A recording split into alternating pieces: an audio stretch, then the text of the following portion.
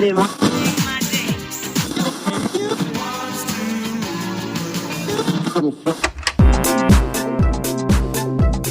Começa agora o VAT60, o podcast de tecnologia que nunca fica obsoleto. Olá, seja muito bem-vindo, eu sou Léo Lopes e tá no ar mais uma edição do VAT60, o podcast de tecnologia que nunca fica obsoleto, trazido pra você toda a última sexta-feira do mês pela Conductor, e nós estamos aqui chegando no finalzinho de 2019, olha só, o final da primeira temporada do VAT60, mas esse programa de hoje, ele não vai ser o último programa do ano, não. Esse programa de hoje é um programa especial e para falar a respeito do que é que nós vamos trazer nesse mês de dezembro, que vai ter 2 programas, eu tenho aqui ao meu lado a figura do meu amigo, meu co-host, Thiago Sampaio, diretamente de João Pessoa, lá na Paraíba. Tudo bem, Thiago? E aí, Léo, tudo bem, cara? E com você, tudo jóia? Tudo jóia. Cara, quem diria que a gente chegaria aí ao final da primeira temporada do VAT60, que, nossa, quanto conteúdo a gente trouxe nesse ano, né, cara? Exatamente, Léo. Não só conteúdo, né? Eu olho pra trás, um dia desse começando esse projeto, e hoje já estamos aí com tantos episódios. E aí, Léo, antes de explicar para os ouvintes o que vamos trazer aqui, eu queria aproveitar esse momento para agradecer. Esse projeto, como a gente disse, começou um dia desse, mas dá um puta de um trabalho para ser executado. Sim.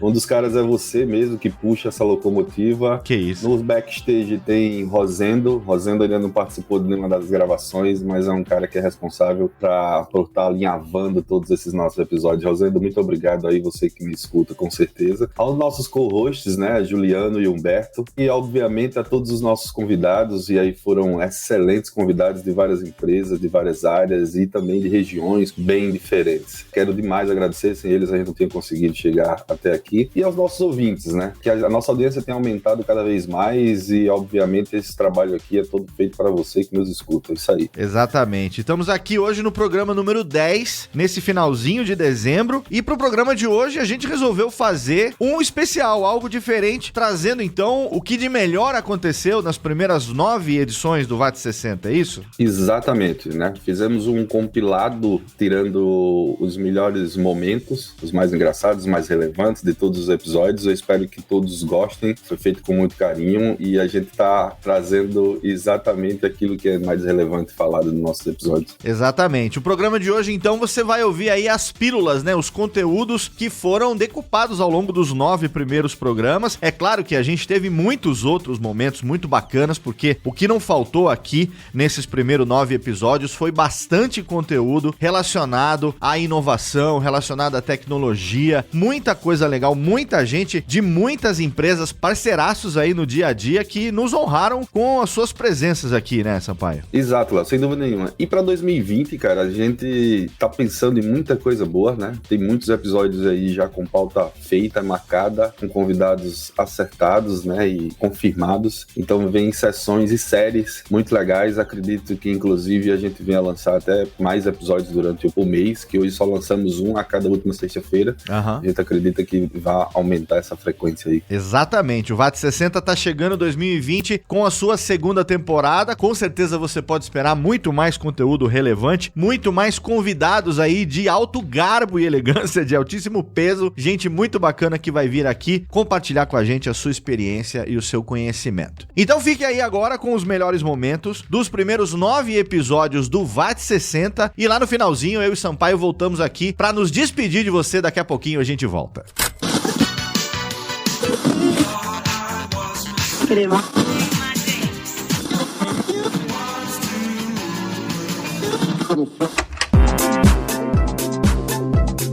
Começa agora o VAT60, o podcast de tecnologia que nunca fica obsoleto.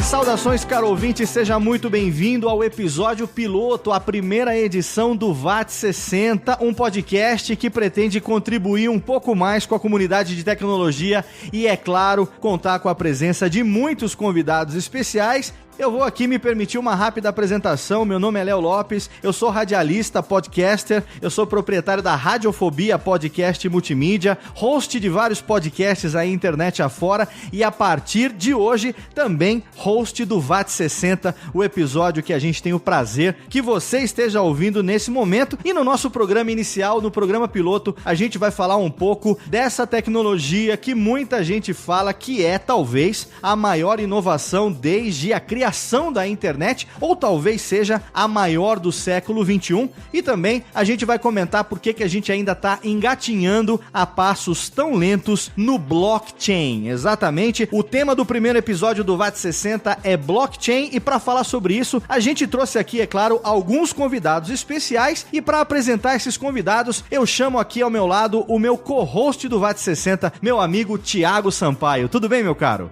E aí, Léo, beleza? É verdade, um prazer enorme estar nesse projeto. Eu tô aqui falando diretamente de João Pessoa, na Paraíba. Sou responsável pela equipe, uma das equipes de desenvolvimento aqui na Conductor Tecnologia.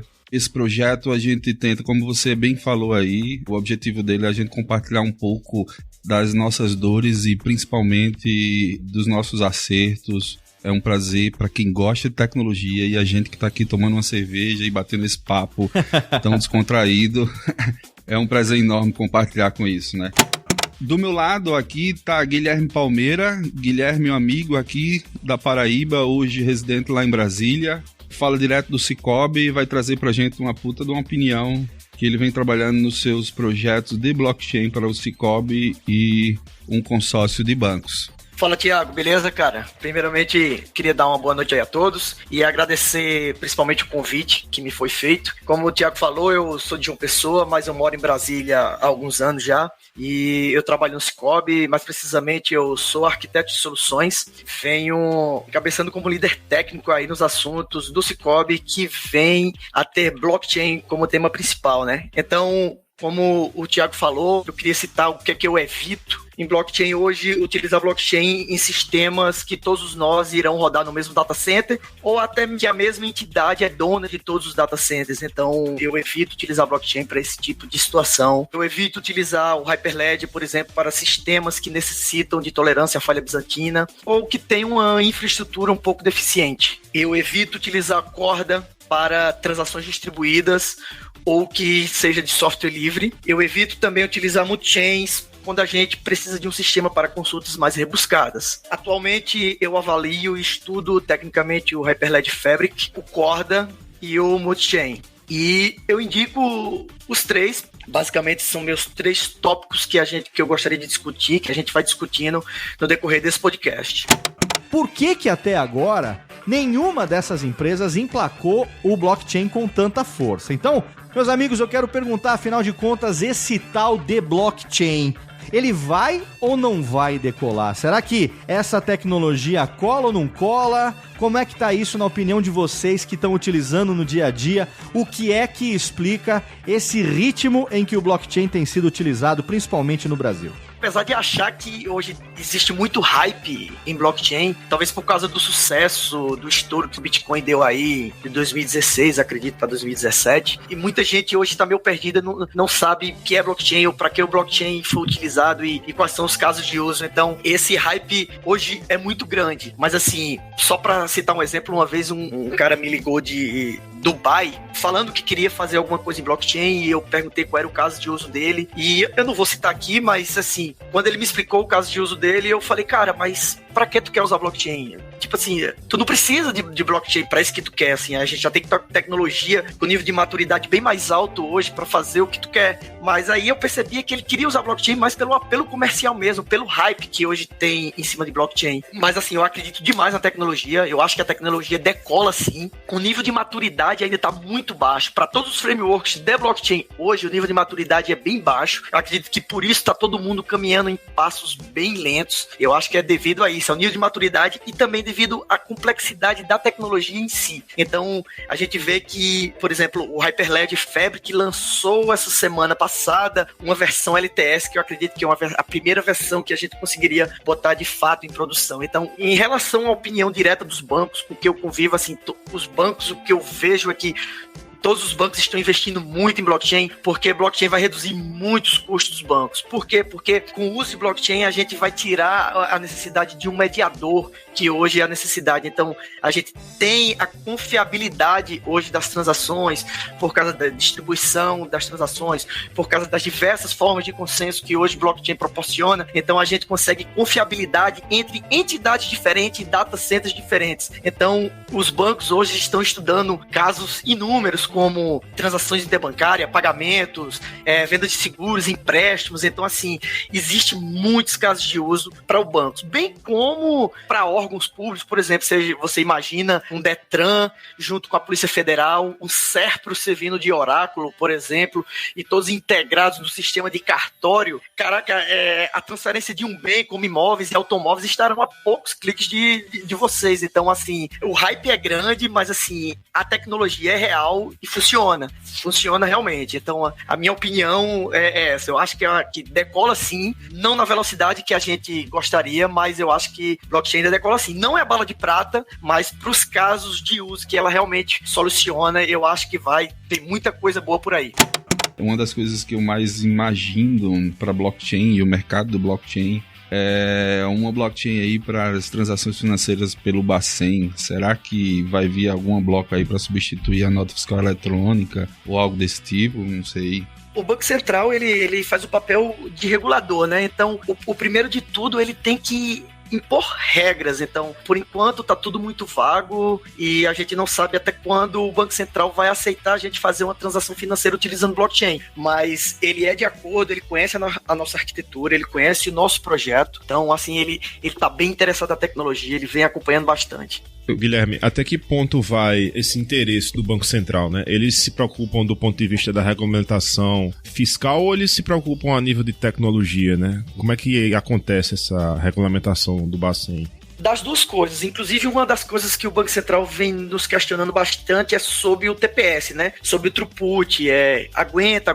quantas transações por segundo. Então, assim, você percebe que eles estão preocupados tanto no nível técnico, como também no nível negocial. Assim, eles vêm participando. Assim, eu não posso falar pelo Banco Central, até porque, assim, o Banco Central é outra entidade, eu trabalho para o Sicob, mas, assim, o que eu posso dizer é que ele vem querendo fazer um papel de regulador, mas ele está bastante preocupado tanto na área negocial como na parte técnica. Porque o sistema financeiro hoje no Brasil, ele é referência lá fora. Você pegar os Estados Unidos, por exemplo, hoje, para você fazer uma transferência interbancária lá até hoje, ela não é tão eficiente quanto a nossa. E assim, a gente trocar o que tem funcionando hoje para uma coisa que ainda está, vamos dizer, engatinhando, é um risco muito forte. Então o Banco Central está bem preocupado com isso. Guilherme, esse projeto que você está falando pra gente, que é o SFD, que está sendo acompanhado pelo Bacen, há algum projeto similar já fora do país ou o Brasil está sendo pioneiro nesse tipo de iniciativa? Durante a palestra que a gente apresentou em Porto Alegre, um dos palestrantes desse evento de tecnologia era... Eu esqueci o nome dele, é um francês, que ele foi um dos precursores do criador do Zelle, que é um aplicativo semelhante, que não utiliza blockchain, mas para fazer também transações interbancárias. Quando ele viu o SFD funcionando ao vivo, ele fez um comentário bastante pertinente, que ele, caraca, eu vim do Vale do Silício para cá e achei que ia trazer novidade para vocês e vocês me surpreendem com uma dessas. Então... Existe sim algumas coisas de blockchain lá fora, mas eu acredito que nada em produção, fazendo transferência, usando dinheiro real, eu desconheço. Sim, eu acredito que a nossa rede hoje, acho que é a primeira da América Latina, por exemplo. Eu queria fazer aqui uma provocação pro Elcius Ferreira, meu querido amigo. Ô, Elcius, negócio de blockchain é criptomoeda, né, cara? Não adianta ficar falando outra coisa, porque é tudo perda de tempo. O negócio mesmo é fazer dinheiro, né? Então, na verdade, eu realmente evito associar a blockchain somente a criptomoedas. E eu acho que é interessante a gente citar, principalmente para uma pessoa que está começando a ler e estudar sobre o assunto, que não é só isso. Uhum. E que, na verdade, criptomoedas são apenas uma das aplicações para blockchain. E quando uma pessoa está começando a estudar sobre o assunto, é muito comum encontrar material que se relaciona diretamente a Bitcoin, por exemplo. Sim. É comum encontrar, pesquisar por conferências que possam abordar sobre blockchain e encontrar conferências que, na verdade, são sobre criptomoedas e que algumas palestras e cursos que vão ser sobre blockchain. Então, é normal na cabeça de uma pessoa que está começando a estudar ver essas duas coisas como sendo muito ligadas, muito dependentes umas das outras. Mas blockchain, na verdade, não depende do Bitcoin. Bitcoin depende da blockchain.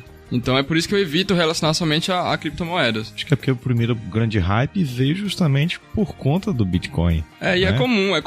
E a gente vê gente muito rica por aí e muito pobre também, muita gente que investiu e acabou ficando pobre aí por conta dessa alta e queda. Então, as criptomoedas hoje também não são tão confiáveis como se pensava, né? E as pessoas acreditam que o blockchain é somente isso, né? Pelo menos é o que eu tô achando nesse momento. Sim, só um pouco do histórico. Quando Satoshi resolveu criar o Bitcoin, foi que ele começou a pensar o que é o dinheiro. E ele pensou um dinheiro como um grande sistema de contabilidade. E os bancos como sendo um sistema que controla essa contabilidade do dinheiro. Então a ideia dele era acabar com os bancos. Ele pensou, cara, a gente não precisa dos bancos. Então o que é que eu posso fazer para resolver, pra gente acabar com os bancos? Ele teve esse pensamento por causa da crise mundial de 2008, né? Então ele, a gente não precisa dos bancos. O que é que eu preciso fazer? Então que a gente não precise dos bancos. Então veio aí que ele veio a ideia de criar o blockchain, assim, que na verdade o blockchain não é um framework nem nada, é uma soma de conceitos que muitos já existiam e eles foram se adequando para então criar o Bitcoin, que ele passou pelo problema do double spending. Então como é que eu vou resolver o double spending?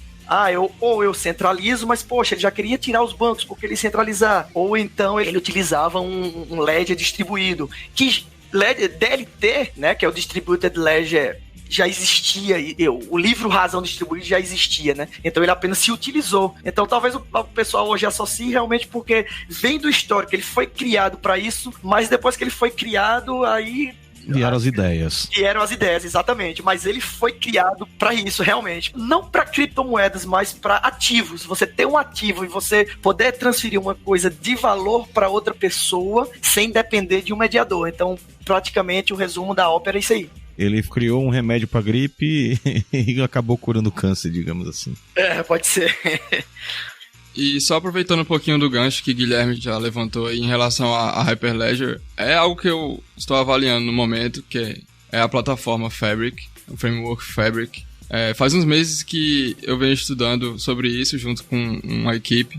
E assim, como o Guilherme falou, é um pouco complexo. A curva de aprendizado não é tão curta assim, mas que vale a pena sim investir, avaliar, estudar a fundo como é que funciona. Principalmente quando se tem uma infraestrutura para isso, quando se tem tempo para isso. Que foi o caso da Conducta, eles nos deram tempo para isso. Então a ideia começou a amadurecer e começou a ganhar um pouco mais de corpo. Então, além de estar avaliando o Fabric nesse momento, eu já indico também, porque por mais que seja trabalhoso estudar a tecnologia, ela possui sim suas vantagens, como, por exemplo, um conjunto de ferramentas que vão auxiliar você a cuidar melhor da sua blockchain. Então, você tem, por exemplo, um Hyperledger Explorer, onde você pode estar fazendo um monitoramento muito interessante, com gráficos, com métricas, com uma série de informações de blocos, de transações, taxa de transações por segundo, por minuto, taxa de montagem, de construção de blocos. Então, além dessa ferramenta Explorer da Hyperledger, há também um benchmark de teste que pode ser utilizado também. É uma das ferramentas que a Hyperledger disponibiliza. Então, é algo que está em processo de evolução e já consegue disponibilizar um conjunto de ferramentas úteis e que, como o Guilherme falou, no momento está na versão 1.4, o Fabric especificamente falando, mas eles já anunciaram que vai rolar uma versão 2.0. Então, eu, por exemplo, como desenvolvedor, como pessoa que estuda a plataforma, eu fico realmente ansioso e esperançoso de ver o que está por vir aí pela frente. Então, eu avalio e indico o Hyperledger no geral. Eu queria puxar aqui uma outra provocação para vocês, né? Que é justamente uma das coisas que eu estou avaliando e eu venho lendo bastante a respeito. Com relação ao blockchain público e blockchain privado, né? E aí, como eu citei no início, a gente teve uma declaração bem polêmica, não sei se vocês viram, do Snowden. O Bitcoin é uma implementação pública do blockchain, onde você tem diversas pessoas de forma anônima interagindo, e ele defendeu muito o Zcash. Acho que vocês conhecem o Zcash, que é uma implementação privada do blockchain, onde você permissiona as pessoas que podem ler e escrever naquela rede, né? Me pareceu um modelo bastante interessante, né? E a gente ainda tem um terceiro modelo lá aí, que é um modelo de custódia, né? Onde o grupo de corporações fecha uma rede privada que tem a opção de tornar públicas as transações, mas você, de certa forma, meio que uma liberdade vigiada. Eu queria colocar esse assunto na mesa porque me parece bastante interessante, né? O que é que vocês acham da aplicação pública e da aplicação privada do blockchain?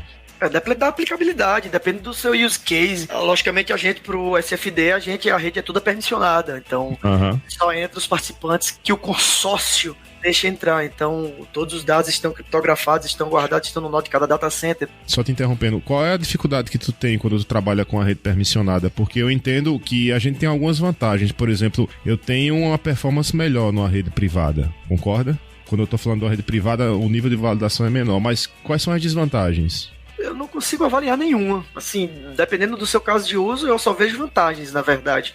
Você ter uma rede privada, entendeu? Então, assim, se você não quer deixar aberta ao público que ninguém veja aquilo, então, poxa, uma rede privada ou mesmo permissionada é realmente a melhor solução. Que bom que a gente tem isso, na verdade. Eu vejo dessa forma. Eu acho que no caso da rede permissionada, talvez desvantagem, e eu queria até saber se vocês concordam com isso ou não, é em relação ao extremo cuidado que seria necessário ter com as credenciais de cada participante na rede. Então, uma vez que você tem uma rede permissionada, se essas credenciais não estiverem extremamente bem guardadas, se elas forem acessíveis para algum hacker ou algum programa malicioso, você compromete praticamente a rede inteira. Então, talvez uma das desvantagens seria ter esse cuidado extremo onde se guardar essas credenciais de cada participante da rede. E ainda mais quando se fala de credenciais de administradores da rede. Então, eu não sei se vocês concordam, mas eu vejo isso como uma desvantagem que é característica de uma rede permissionada. Esse cuidado a mais extremo que tem que ser levado em consideração nesse caso das credenciais. Assim, eu vejo que hoje, como acontece, se você perder suas credenciais, se um cliente de um banco perde suas credenciais, ele está exposto a qualquer tipo de coisa. Então, da mesma forma, acontece na rede. E os data centers de cada instituição ou entidade têm que ser protegidos de forma que evite invasões. Então, assim, enfim, apesar de, assim, a gente ter uma segurança a mais, porque mesmo se um hacker conseguir invadir uma rede de blockchain e ele simplesmente invadir uma entidade, ele não vai conseguir fazer praticamente nada com isso. Ele teria que invadir todas, né? Então, assim, eu acho que a gente tem uma segurança a mais com isso. Então, por exemplo, se a gente tem 5 entidades trabalhando, o cara vai ter que invadir data center pra caramba pra ele conseguir fazer alguma coisa. Mas, Guilherme, esse permissionamento que você tá falando é numa rede fechada, não é isso? Por exemplo, hoje o Multichain, que é o fork do Bitcoin, a gente consegue fazer uma rede permissionada. Então, assim, hoje o lance que as empresas estão investindo realmente é em rede permissionada, rede privada, protegida. Os nós estão em cada data center de cada instituição financeira, ou de cada entidade, ou enfim. Então, é isso, assim, a não ser que você queira usar a rede Ethereum para compartilhar alguma coisa, ou a rede Bitcoin, assim, eu não costumo trabalhar com rede pública, eu sempre trabalho mais com relação à rede privada mesmo, na parte do Ethereum, com o Quorum, que a gente começou a fazer alguns estudos também. Eu nunca realmente trabalhei nada em cima de rede pública. Eu queria só fazer um complemento com relação ao Zcash. O Zcash eu achei bastante interessante, que ele nasceu de um protocolo Zero Cash e aí ele evoluiu para criptomoedas Zcash. E é bacana porque ele funciona em uma rede pública, mas você consegue permissionar as pessoas que vão ter acesso. Então você consegue permissionar a origem e você consegue criptografar a origem, o destinatário e o valor transacionado. Eu acho bem interessante esse modelo. E aí, pessoal, Daniel Requena aqui. Primeiro, obrigado pelo convite. Eu achei muito engraçado, porque o Juliano acabou de falar exatamente a mesma coisa que eu ia falar para evitar. Então, assim, ótimo, isso é a parte boa. Eu também evito totalmente tratar o DevOps só pelo lado ferramental. Eu acho que é um erro. Em compensação, na parte de o que eu avalio, eu ainda tenho certas dúvidas em relação ao DevOps para equipes mistas, no sentido de empresa mista, no sentido de trabalho remoto, metade do trabalho remoto, metade do trabalho local, equipes distribuídas.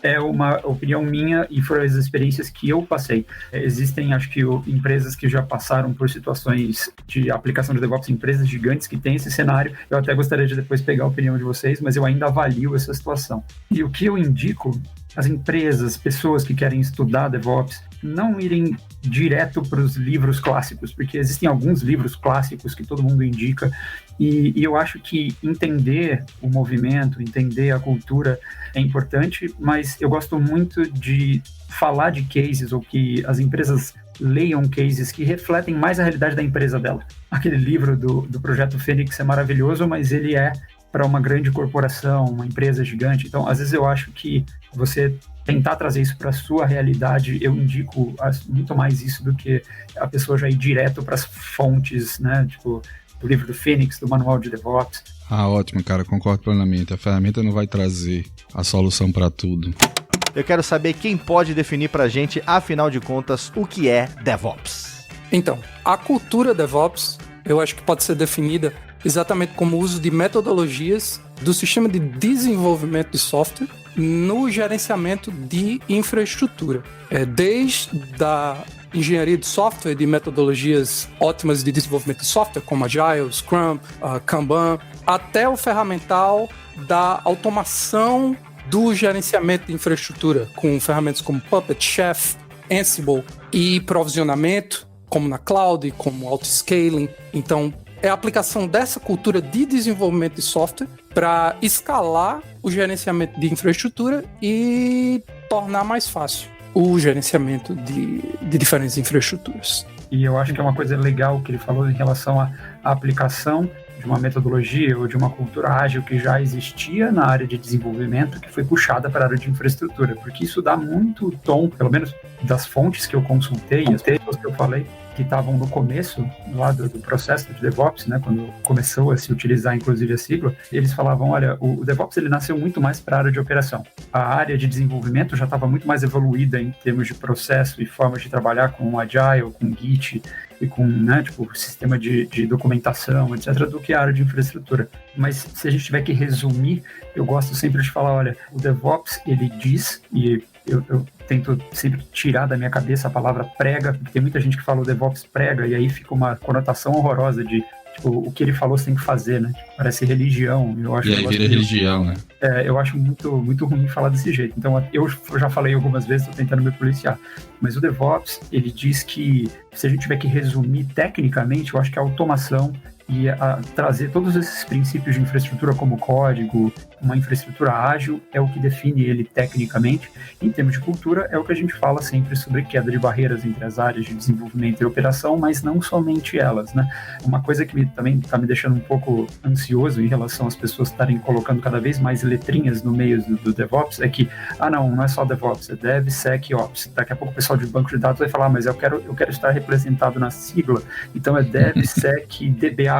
Então, daqui a pouco a gente vai sair com um verbete de, 50 letras. Então, eu gosto de resumir, gente, é desenvolvimento e qualquer outra área que permeie a parte de computação e que não esteja rolando de forma integrada. É isso que eu gosto de definir, tá? Então, assim, deixa só DevOps e qualquer outra área em volta pode se beneficiar do Ops, tá? Não é só o pessoal de infraestrutura.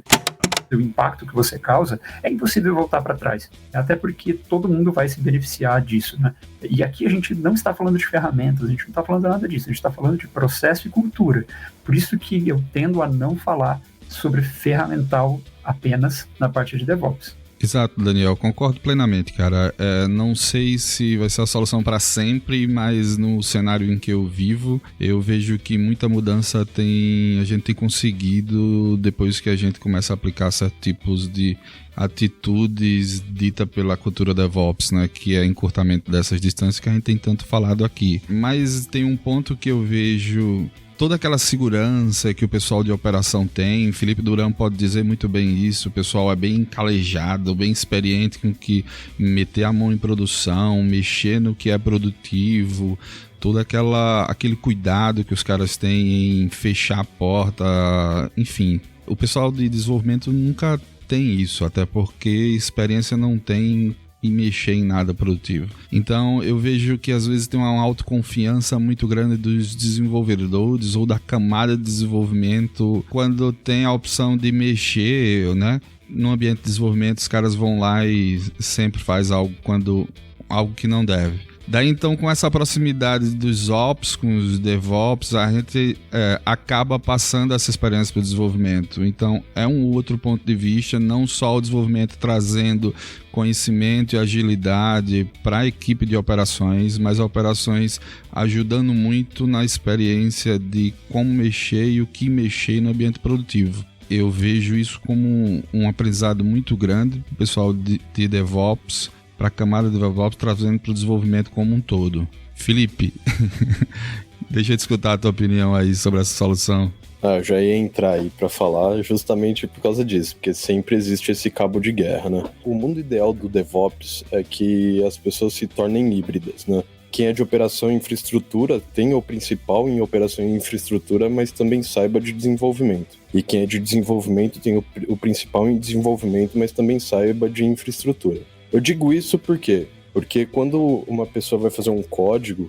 ela acaba prezando um pouco mais pela infraestrutura para justamente evitar isso, que você solte alguma coisa em produção e que de repente 5 linhas de código matam a aplicação live, né? Ela para de ser responsiva para o cliente final. E aí você também tem o outro lado. Para você pegar isso em produção rápido e você resolver o problema para diminuir o downtime, você precisa saber de desenvolvimento. Você precisa pegar e falar assim, isso daqui tá com cara de que a aplicação tá estourando de requisição no banco de dados. O velho troubleshoot.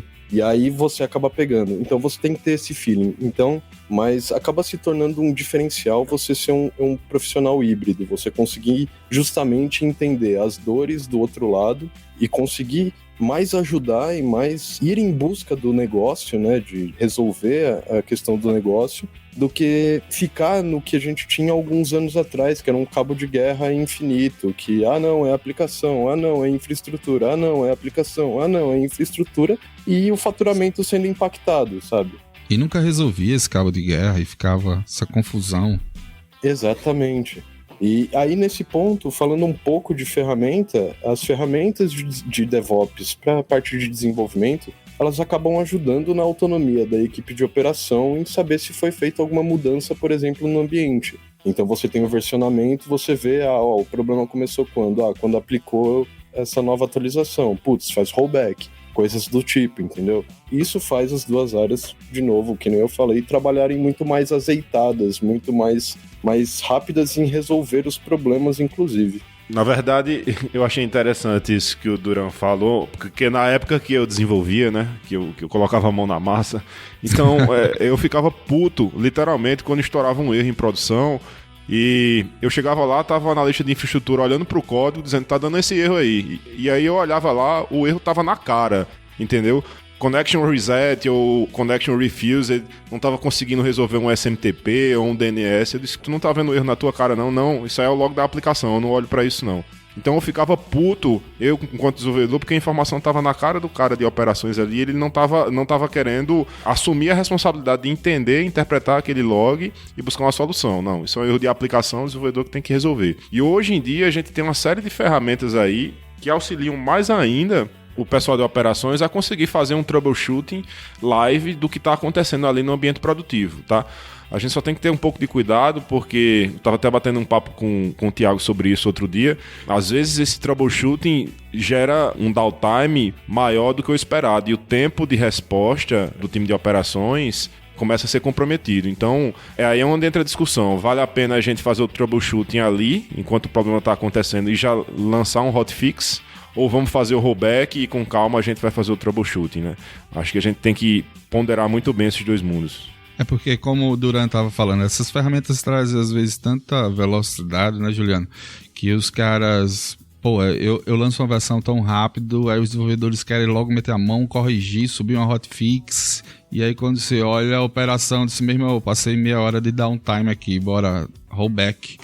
Eu gosto muito de usar sempre uma frase que um ex-chefe meu falava, que é muito verdade, né? A gente não pode nunca esquecer que a gente tá num avião trocando a turbina em voo, né? Então, eu acho que é isso. Se você analisa e vê que existe a possibilidade de tocar o barco adiante sem fazer o rollback, essa sempre vai ser a melhor opção, porque você resolve dois problemas. Você resolve o problema da parada eventual que ocorreu e você resolve o problema da atualização que você já tinha que fazer. Se você fizer o rollback, você resolve um problema só e você continua com outro problema dentro de casa para resolver, né? Mas é isso, a gente tem que ser muito coerente com relação ao tempo que isso demora, porque senão, de fato, se você tiver, por exemplo, em uma operação de call center, a multa é pesadíssima por minuto de pé à parada, sabe? São coisas que aí acabam entrando em questões muito sérias, assim, muito palpáveis, que é diretamente no faturamento, diretamente no dinheiro, né? E a gente tem uma certa dificuldade para contatar, porque os caras viraram mosca branca. poucos têm. Por isso que a gente pergunta qual é de fato o profissional que a gente precisa preparar, capacitar, né, para esse mercado. Hoje, aqui onde eu trabalho na Conducto, a gente tem um laboratório voltado especificamente para a formação de DevOps, mas estamos numa faculdade com um curso de desenvolvimento, né, que é um sistemas de informação. É bem difícil, mas a gente trabalha com pessoas que vieram tanto do lado da infraestrutura quanto do lado do desenvolvimento. Cada um com suas skills, mas a gente está conseguindo chegar do outro lado bem. Ao longo do tempo aqui, vim observando bastante esse movimento, né, se é que a gente pode chamar assim. E eu lembro que esse termo ele deve ter sido cunhado ali por volta de 2006, 2007. Eu lembro que teve uma palestra aí do pessoal da Flickr, que foi a primeira vez onde se falou sobre o termo DevOps. Eles estavam falando sobre como fazer vários deploys no mesmo dia, alguma coisa do gênero. Eu já, inclusive, vi essa palestra, né? Mas a minha inquietude com relação ao pessoal de operações, né? Quando eu falo pessoal de operações, os engenheiros de infraestrutura, por que eles demoraram tanto para acordar para uma coisa que era tão óbvia, né? Ou seja, não dá para eu ficar gerenciando máquinas na mão, entendeu? Por que a infraestrutura levou tanto tempo para acordar para isso, entendeu? Eu vi até pouco tempo atrás, e ainda vejo hoje em dia, para ser sincero, em algumas empresas, que o pessoal de infra se preocupa muito em proteger o valor do negócio, ou seja, garantir a estabilidade. E o pessoal de desenvolvimento sempre teve o mote de se preocupar em aumentar o valor do negócio. E aí eu não tô querendo fazer uma distinção de classes aqui, se é que a gente pode falar nesses termos. Mas eu vejo que existia uma espécie de receio pela parte da turma de operações em inovar. Não, eu não quero inovar nada, eu só quero garantir que tá tudo funcionando porque eu quero ter meu fim de semana tranquilo e eu não quero que nada caia, entendeu? Deixa esse cara de desenvolvimento fazer as coisas que ele quiser fazer, mas eu só vou colocar pra dentro da minha infraestrutura, do meu ambiente produtivo, quando tiver todas as evidências de teste, quando tiver a GMUD aprovada por todos os diretores, enfim. Por que o time de infraestrutura teve tanto receio em adotar a agilidade no seu dia a dia? Peguei isso como provocação, hein? Aí eu fiquei bravo agora, tô brincando. O que acontece? Eu acho que isso já foi bastante discutido, por exemplo, quem fala muito disso é o Jefferson, né? E é muito simples entender por que a gente demorou tanto, por que demorou tanto para fazer. Primeiro, acho que pensando em termos práticos de escala, não é todas as empresas que chegavam num nível de escala tão absurdo. Servidor físico, talvez só o Felipe tivesse essa escala se ele tivesse trabalhando na Equinix, num data center gigantesco. Mas em relação a por que fazer isso, é muito simples. Porque o chicote que bate em dev não é o chicote que bate em infraestrutura. Isso é muito nítido, né? O chicote de infraestrutura é: se cair eu te demito, eu vou te arrebentar, sabe? Tipo, não faça isso, testa, não coloca nada em produção. O chicote da diretoria sempre foi esse. Sempre foi o: não coloque nada que desestabilize as coisas. E aí é o pior dos mundos, né? Você pede para o desenvolvedor e o pessoal sempre fala: cara, coloca feature nova, sprint, né? Tipo, desenvolve de forma ágil, vamos colocar aos poucos e gradativo. E você chega pro coitado do cara de infraestrutura e fala: se cair um servidor, se você ficar fora um minuto, é o seu PLR que tá no risco. Aí é um pouco de sacanagem, né? Então, assim, enquanto não tiver esse mindset, essa troca de mindset, é muito complicado puxar isso. Então, quem está adotando DevOps, quem está colocando essa cooperação direta e explícita, que eu acho que é o mais obrigatório da parte de DevOps, que é a cooperação entre o desenvolvimento e qualquer outra área que você queira chamar de operação, é só aí que a coisa vai adotar, é só aí que tudo isso entra. Porque senão, se continuar, e principalmente o mindset da diretoria e da gerência, se o chicote for diferente, não tenha dúvida, vai continuar o processo travado. Era exatamente o que você disse que eu ia falar, só que eu ia falar de uma maneira um pouco menos educada, né? O problema é, a bunda, quando esgota recurso de infraestrutura, é sempre de operações e infraestrutura, nunca de desenvolvimento, né? Então é muito complicado você dar autonomia para a equipe de desenvolvimento e correr o risco dela gerar um problema no ambiente que esgote o recurso de equipamentos. E aí o esgotamento de recurso de equipamentos é sempre interpretado como um problema de infra, nunca é interpretado como um problema de desenvolvimento. Eu concordo plenamente com o que o Daniel e o Felipe falaram. A parte de infraestrutura não tinha essa necessidade no passado. Na verdade, tinha, mas assim, não era o primordial. E muito porque a confiabilidade sempre foi muito mais importante no gerenciamento de infraestrutura do que a entrega de coisas novas e de features, como foi no sistema de desenvolvimento. E o segundo ponto é a escala, obviamente. E É interessante ver isso, porque até os DevOps, existe uma outra vertente de DevOps que é criada pelo Google, que chama de Site Reliability Engineer. Eles não chamam de DevOps Engineer, eles chamam de o engenheiro da confiança do site, né? É como eles chamam. É tipo, você tá ali para garantir que aquilo tá funcionando perfeitamente. Mesmo as metodologias DevOps são utilizadas para garantir que aquilo tá funcionando perfeitamente. Então, é 100% isso. É escalabilidade e confiança. E no processo de desenvolvimento sempre foi a entrega de features o principal. Nós respondemos, eu gostaria de uma resposta, porque eu fiquei meio ofendido. Direito de resposta, tem que dar. Vai, Thiago. Termina de bater aí. Cara, eu concordo com todos, mas também tem um ponto. A pergunta de Juliano foi muito bem colocada.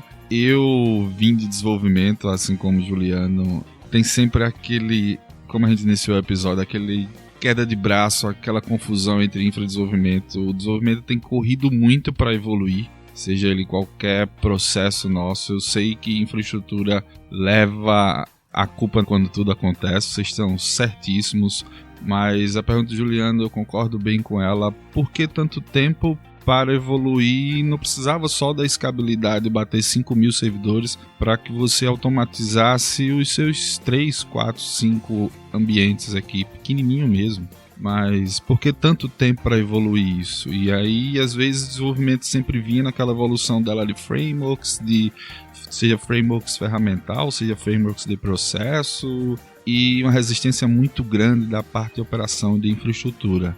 Ao meu ponto de vista, e aí é uma opinião minha, acho que tem sim uma resistência da parte de infraestrutura para que aceite alguns tipos de evoluções, mas aí eu sei que isso é cultural, né? E aí é tanto que eu sou um dos caras onde eu trabalho que eu bato mais na tecla para fazer essa junção dos caras. Então você está dizendo que infraestrutura ela não evolui? Não, pô, evolui. Granularidade. Quando você tem 3 servidores, se for feita uma merda no ambiente em produção, você perdeu 2, você tá na roça. Quando você tem 5.000, se for feita alguma merda em produção, você perdeu 1.000, você tem 4.000 ainda. Essa é a principal medida. Então, quanto menos servidores, menos a gente se arrisca. E eu, de certa forma, acho que isso é uma coisa boa ainda para infraestrutura, de verdade. E só para devolver um pouco dessa propagação, né? Eu não lembro se foi o Humberto, não sei quem que estava falando, que no começo ele falou, eu chegava do lado de alguém e falava, olha aí, o erro tá na sua frente, deu connection resetted by peer, deu connection closed. E engraçado, cara, que olha como é questão de experiência, né?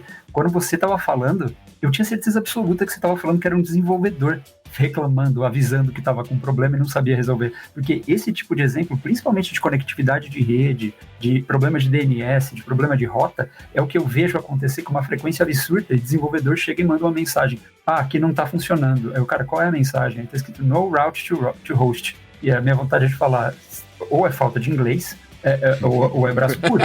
Entendeu? Ou é o pessoal de telecom que não abriu a rota lá que deveria ter aberto para o ambiente de desenvolvimento. Sempre tem, às vezes. Ainda bem que a gente não tá presencial aqui. Gente, mas o legal é que esse negócio tá sendo resolvido. Os caras tão juntos.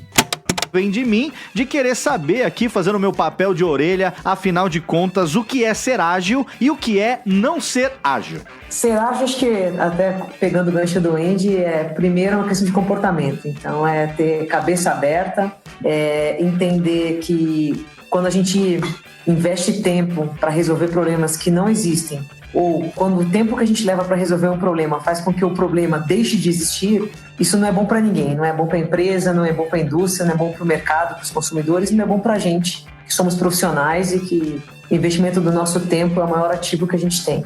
Então, ser ágil é se preocupar com isso. É se preocupar se eu estou trabalhando hoje da melhor maneira com que eu poderia trabalhar e se eu estou realmente resolvendo algum problema que existe de alguém.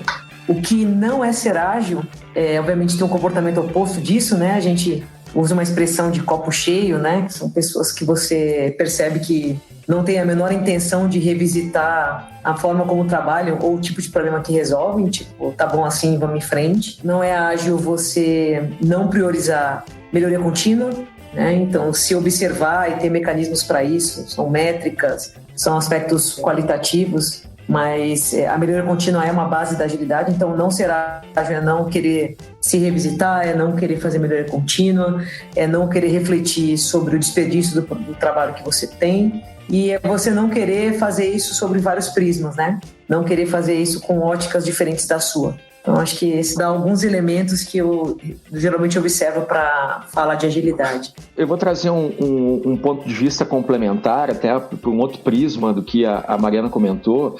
Eu costumo fazer uma comparação bem direta. Rápido é o trem-bala, certo? O trem-bala é rápido, mas num sentido só. Né? Dentro de um ambiente controlado, aonde eu sei quais as estações eu preciso parar, eu tenho os trilhos para me guiar, eu tenho muito bem claro o horário de partida, o horário de chegada e o que pode sair do controle dentro de um trajeto do trem-bala. Muito pouca coisa, né? Agora, ágil seria um animal como o leopardo, por exemplo, certo? Por quê? O leopardo é rápido, o leopardo é flexível, o leopardo, ele se adapta a vários ambientes, ele nada, ele sobe em árvores, tudo com o objetivo do quê? Atingir um objetivo, que é o quê? Buscar a sua caça, buscar a sua comida, né? Então, essa é a comparação. Então, a empresa hoje, ela precisa ser vista como um organismo vivo, porque ela é composta por pessoas, ela não é mais uma máquina como se tratava lá em 1950, na visão de Taylor Fayol, né? E atualmente as organizações precisam ser muito flexíveis, gente. O mundo VUCA hoje exige delas uma capacidade muito grande de adaptação e principalmente uma característica muito importante que é digamos assim, um grande diferencial das startups, que é a capacidade de pivotar, quer dizer, é mudar de direção. Então você imagina um Titanic fazer manobras como um jet ski, né?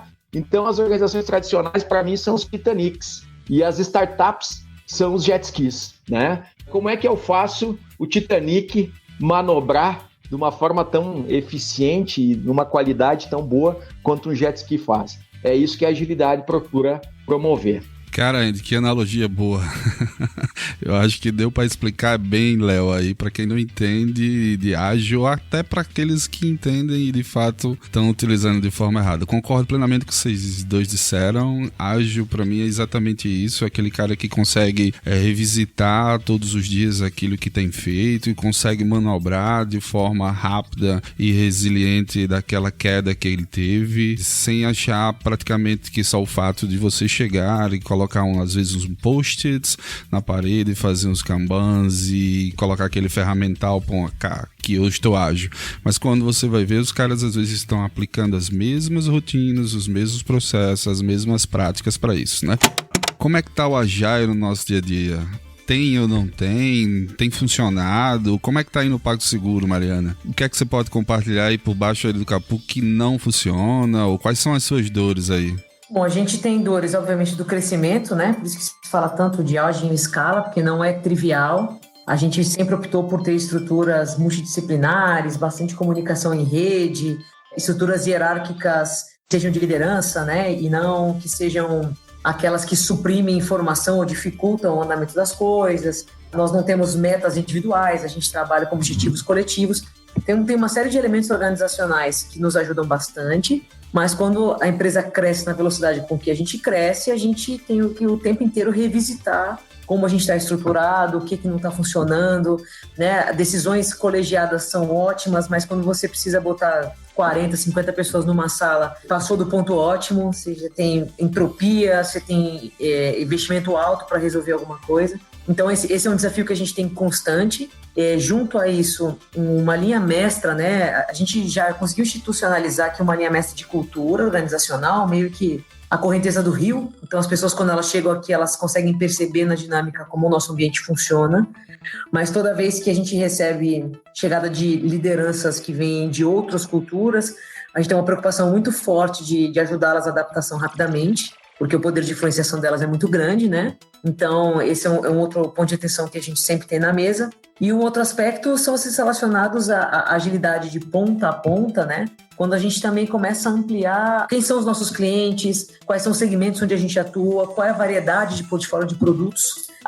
Quando a gente amplia esse leque, a complexidade ela aumenta, e você trabalhar com cadeia de valor reduzindo dependências enquanto você deixa o seu ambiente mais complexo sobre quais são as pessoas e as variáveis que intervêm naquele ambiente, é muito difícil de equilibrar, né? Então, o que lá atrás a gente resolvia com 2, 3 equipes, estava muito clara qual era o cliente que a gente ia abordar e a gente já tinha um entendimento de um histórico, qual era o comportamento daquele cliente. Quando a gente vai para um segmento novo, ou um produto novo, ou as duas coisas, e a gente tem que botar 5, 6, 7 times ou representantes de times para uma discussão, começa a ficar mais difícil manter o barco numa linha reta, né? Então a gente faz um trabalho enorme aqui de capacitação de pessoas, de fortalecimento de agilidade organizacional. Então não se fala aqui de agilidade para desenvolvimento, até porque o desenvolvimento é o core dessa empresa, o nosso business também faz parte do desenvolvimento, isso é muito integrado.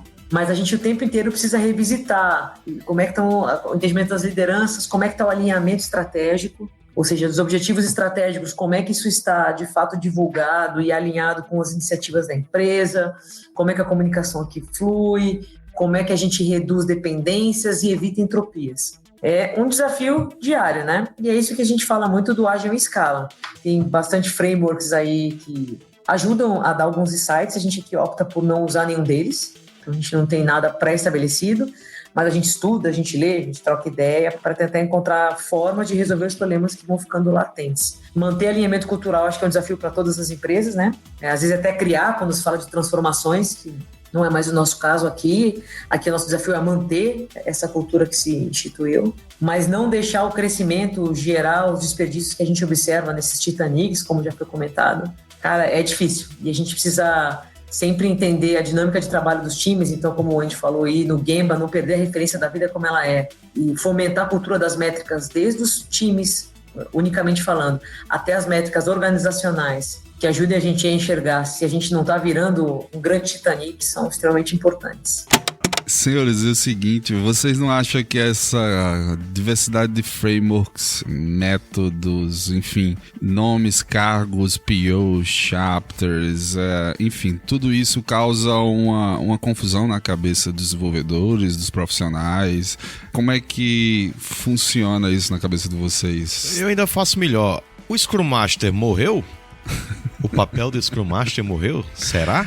E aí, Andy, o que é que você acha? Cara, eu acho que realmente causa um pouco de confusão, né? Muito papel novo, é muita coisa nova, mas eu vejo assim, existe espaço para todo mundo e todo mundo tem todos os papéis, né? Não existe que um vai morrer, o outro vai sobreviver, né? Vai ter uma fase de transição, né? Então, muitos papéis hoje que se chama Scrum Master, não sei, cara, Agile Coach, não sei. Daqui a pouco, hoje é esse nome, mas daqui a algum tempo talvez não seja mais, né? É que nesse momento faz sentido ter pessoas com essa denominação, né? Para que consigam conduzir a transformação e a mudança, né, nas pessoas, nos processos, né? E na visão dessa nova metodologia, né? Nessa nova filosofia, nessa nova cultura. O que eu vejo é que se criou, obviamente, vários nomes, várias coisas, tem vários frameworks, cada um tem a sua proposta, e aí torna ainda mais complexo o trabalho, né? Porque você acaba tendo que, não pode ser também xiita, né? Querer adotar só um framework ou só outro, né? Eles não são bala de prata, eles são melhores práticas e cabe a você aí ter condição de combiná-los, né? E também aproveitar o que tem de melhor em cada um. Mas tudo vai depender do contexto, das pessoas disponíveis e assim por diante. Essa visão de inovação e o que a gente tem feito, a gente usa muito o que o Gustavo falou, que o Anderson e o Marcelo também complementaram, a questão da cocriação. A gente tem alguns processos de criação de produtos e algumas inovações do ponto de vista incremental que a gente compartilha e cocria com os nossos clientes. Então, desde produtos novos a algumas features, a gente acaba levando para o cliente a ideia, seja com um esboço, com um protótipo, ou até com uma versão, às vezes, de uma aplicação ou de um produto, quase como um MVP ali que poderia rodar no mercado, leva para esses clientes, exibe, troca ideia em cima disso, faz algumas validações do ponto de vista de negócio, do ponto de vista de usabilidade na ponta, como funcionaria, e a partir disso a gente volta para casa, dá alguma estudada, revisa alguns pontos e aí a gente começa a lançar produtos assim. A gente tem feito isso nesses últimos 2 anos, eu acho, e a experiência tem sido muito positiva, principalmente porque a gente começou a ser muito mais assertivo nos produtos que estão indo para a rua. O cliente acaba se tornando um parceiro nessa criação, então ele se sente muito dono desse processo e tá ali para ajudar na ponta, incentivar o uso e dar feedbacks muito rápidos e constantes e de uma maneira muito mais construtiva para esse processo todo, e acaba sendo um ciclo que ele se renova, e a gente tem executado isso com essa frequência. Tem sido uma experiência muito, muito positiva por aqui. Anderson, você que está aí nesse mundo respirando inovação todos os dias, convivendo com várias empresas, Marcelo também que está dentro do Kenobi, obviamente, mas na tua opinião, como é que o mercado tem feito para conseguir vencer essas dificuldades existentes hoje em dia para inovar, que nós sabemos, né? A concorrência com dia a dia, budget, estrutura, como é que o pessoal tem feito para conseguir vencer isso? Olha, Thiago, eu vou te passar minha opinião bem pessoal a respeito de inovação do que tem acontecido, né? Durante algum tempo, durante muitos e muitos anos, muitas décadas, né? Não arriscar era tranquilo para as empresas, né? Porque a concorrência se movia lentamente, os mercados mudavam, enfim, lentamente, e o ritmo das coisas era muito diferente. Agora, o que as empresas têm feito, elas têm começado a se mexer porque elas estão vendo que o mercado está num ritmo muito diferente do que era há 4, 5 anos, né? Então, na verdade, a empresa ela começa a levar a inovação a sério a partir da hora que ela se sente ameaçada. É isso. No Brasil tem muito pouca inovação por convicção e muita inovação por ameaça, por medo. E tanto faz, porque o medo também move, né? Então, muitas vezes, é óbvio que é muito mais legal quando a empresa ela tem um idealismo de inovar e ela tem isso no DNA, mas são poucas que têm de fato. E só que agora praticamente toda empresa, não tem empresa mais que consegue se enxergar no longo prazo sem inovação. Então o que a gente tem visto é isso, cara, é uma mudança meio na base do choque, né? E muitas vezes porque as empresas se veem ameaçadas, né? É isso. Então na hora que ela começa a ver um competidor, e aí eu vou dar um exemplo para vocês, um dos setores que se move mais lentamente, na minha opinião, é o setor de saúde. E o setor de saúde, na hora que ele começa a ouvir um rumor de que tá vindo um Google aí com plano de saúde lá fora, o cara falou, opa, peraí, preciso me mexer, cara, porque eu tô olhando os competidores dos hospitais aqui em volta, tá tudo relativamente tranquilo, tá todo mundo com a vida ganha, tá todo mundo acomodado. Agora, na hora que eu comecei a ouvir que um Google tá vindo aí, opa, como é que isso aí pode impactar meu negócio? Então é desse incômodo, né, com o que tá por vir e o tipo de competição imprevisível que pode surgir no setor é o que tem feito as empresas se mexerem. Então isso é excelente, cara, porque, como eu falei, nem sempre dá pra gente esperar idealismo das empresas, mas é que seja pelo medo mesmo, mas elas estão vindo, né? E aí o ritmo de inovação tem, assim, se acelerado drasticamente. E na minha opinião ainda é só o começo, né? As empresas estão tateando ainda o que é inovar, estão começando ainda a pensar a respeito, mas é uma coisa que, cara, para os próximos 5 anos, aí projetando um pouco à frente, não vai ter empresa que não inove. Assim, ou ela vai inovar ou vai morrer mesmo, e eu acho que quem demorar para inovar também vai morrer. Então, inovar rápido ou morrer, não tem alternativa. Então é isso que está fazendo as empresas, diria 99%, acreditar em inovação. É o medo mesmo, é a ameaça, é a competição chegando, é o medo de ficar para trás, é o medo de morrer. Muitas empresas têm trabalhado nessa questão de tomar cuidado, né, para que aquele processo interno não influencie nas inovações, né, no time que vai trabalhar. Na Visa nós temos um misto, né? Então nós temos nosso programa de aceleração, que ele roda dentro do Habitat, né, do InovaBrá, onde a gente leva os nossos executivos para trabalhar junto com as startups do programa de aceleração, mas nós temos os projetos internos que a gente roda aqui, que aí tem uma sala, enfim, ela é bem diferente de todo o escritório, né, e justamente para trazer essa questão de ser diferente, né? Então as pessoas entram aqui dentro, temos a ver, nossa, que legal, que espaço diferente, para dar aquele choque um pouco, não só dentro, né? Então ele fica numa área que é logo na entrada do escritório, então tem um pouco de diferente nisso. Nós não optamos por ficar dentro da sala, né? Então nós sentamos junto com todo mundo, justamente para falar que todo mundo pode inovar, né? E não é porque eu estou numa sala diferente que eu posso ser inovador, eu vou entrar na sala para respirar inovação, né? Mas eu acho que o ambiente ele influencia muito e a gente tem visto isso nos projetos. Aqui a gente usa o modelo de Open Innovation, né? Então a gente abre para o nosso ecossistema. Claro que não é tão open assim, porque a gente não abre totalmente para o mercado. Nós temos alguns processos de jogar o desafio, né, numa Community Day e trazer as startups para solucionar alguns problemas, né? Eu vi essas startups, temos os bets, né, do programa de aceleração. Nós temos também os projetos internos que a gente roda junto com o nosso ecossistema. Então a gente pega um desafio, traz os nossos clientes e parceiros. Então é comum alguma startup do nosso programa de aceleração, não que esteja acelerada, né, dentro do programa agora, mas que já passou por alguns programas, eles também vêm trabalhar e co-criar juntos, né, trabalhar com a gente. Então é o tempo todo esse processo. Então é um modelo que tem funcionado muito bem, É o melhor ou o único que funciona? Não sei, né? É o que tem funcionado muito bem pra gente no nosso contexto, né? Se vai funcionar esse modelo para algum outro contexto, também tem que se testar o tempo todo, né? Então tem outras características, empresas do mesmo segmento com modelos diferentes. Então eu acho que o que a pessoa tem que encontrar é o melhor modelo, né, de inovação para a característica e contexto da empresa e do segmento que ela está inserida. Senhores, eu só perguntei isso porque de fato eu tenho visto alguns stacks, né, e algumas empresas, a galera tá implementando algumas coisas lá na frente e tá esquecendo um básico lá atrás, que a gente vinha discutindo há 10 anos, 15 anos, que é o simples escrever seu teste unitário, integração funcional, caixa preta, e parece que a gente não evolui e tá correndo para resolver um problema lá na frente. E aí eu sempre pergunto isso para ver se o pessoal tá fazendo isso aqui, lá fora, e aí com o Maurício, você, Felipe, Luciano. Na verdade, o pessoal esquece de fazer o básico e já quer entrar logo na moda, né? E aí sofre, né? Sofre dolorido.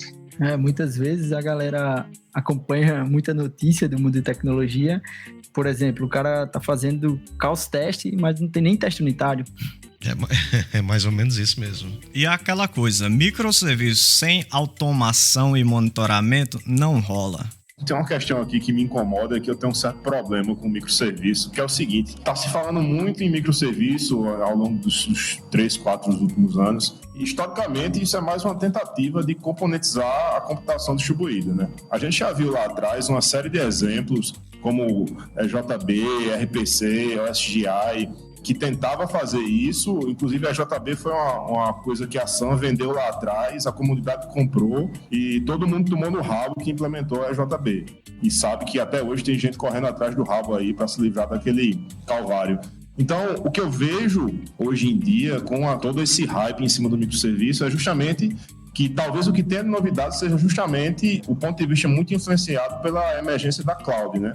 O que viabiliza economicamente a estratégia de microserviço. Aí a pergunta que eu deixo aqui é, será que lá na frente a gente não vai estar correndo atrás para juntar tudo de novo? Será que a gente não segmentou o que não deveria? Eu tenho muito problema quando a gente começa a separar demais a nossa aplicação. Quem já fez troubleshooting de qualquer processo e tem que abrir ali trocentos microserviços para analisar onde é que foi que quebrou, sabe bem do que eu estou falando, né? Então, a gente tem que analisar muito bem e identificar, será que a gente não está percorrendo um caminho que já foi um caminho percorrido lá atrás e que deu errado? O que é que vocês acham aí sobre isso? Eu acho que o problema aí é muito mais que é muito difícil de você escalar uma equipe trabalhando numa aplicação só. A nossa questão aqui na DigitalOcean não foi porque a gente queria ir para microserviços, mas porque era muito difícil, praticamente impossível, ter mais de 200 pessoas trabalhando dentro do mesmo repositório, fazendo dezenas, centenas de implantações da mesma aplicação todos os dias. Então, ficou muito mais fácil organizacionalmente fazer essa divisão. Não foi uma questão de tecnologia, né? A gente não está migrando somente porque a gente quer trabalhar com tecnologia, mas porque em termos de equipe, de organização, é muito mais fácil a gente trabalhar com coisas isoladas e com as responsabilidades isoladas do que ter todo mundo trabalhando dentro da mesma coisa.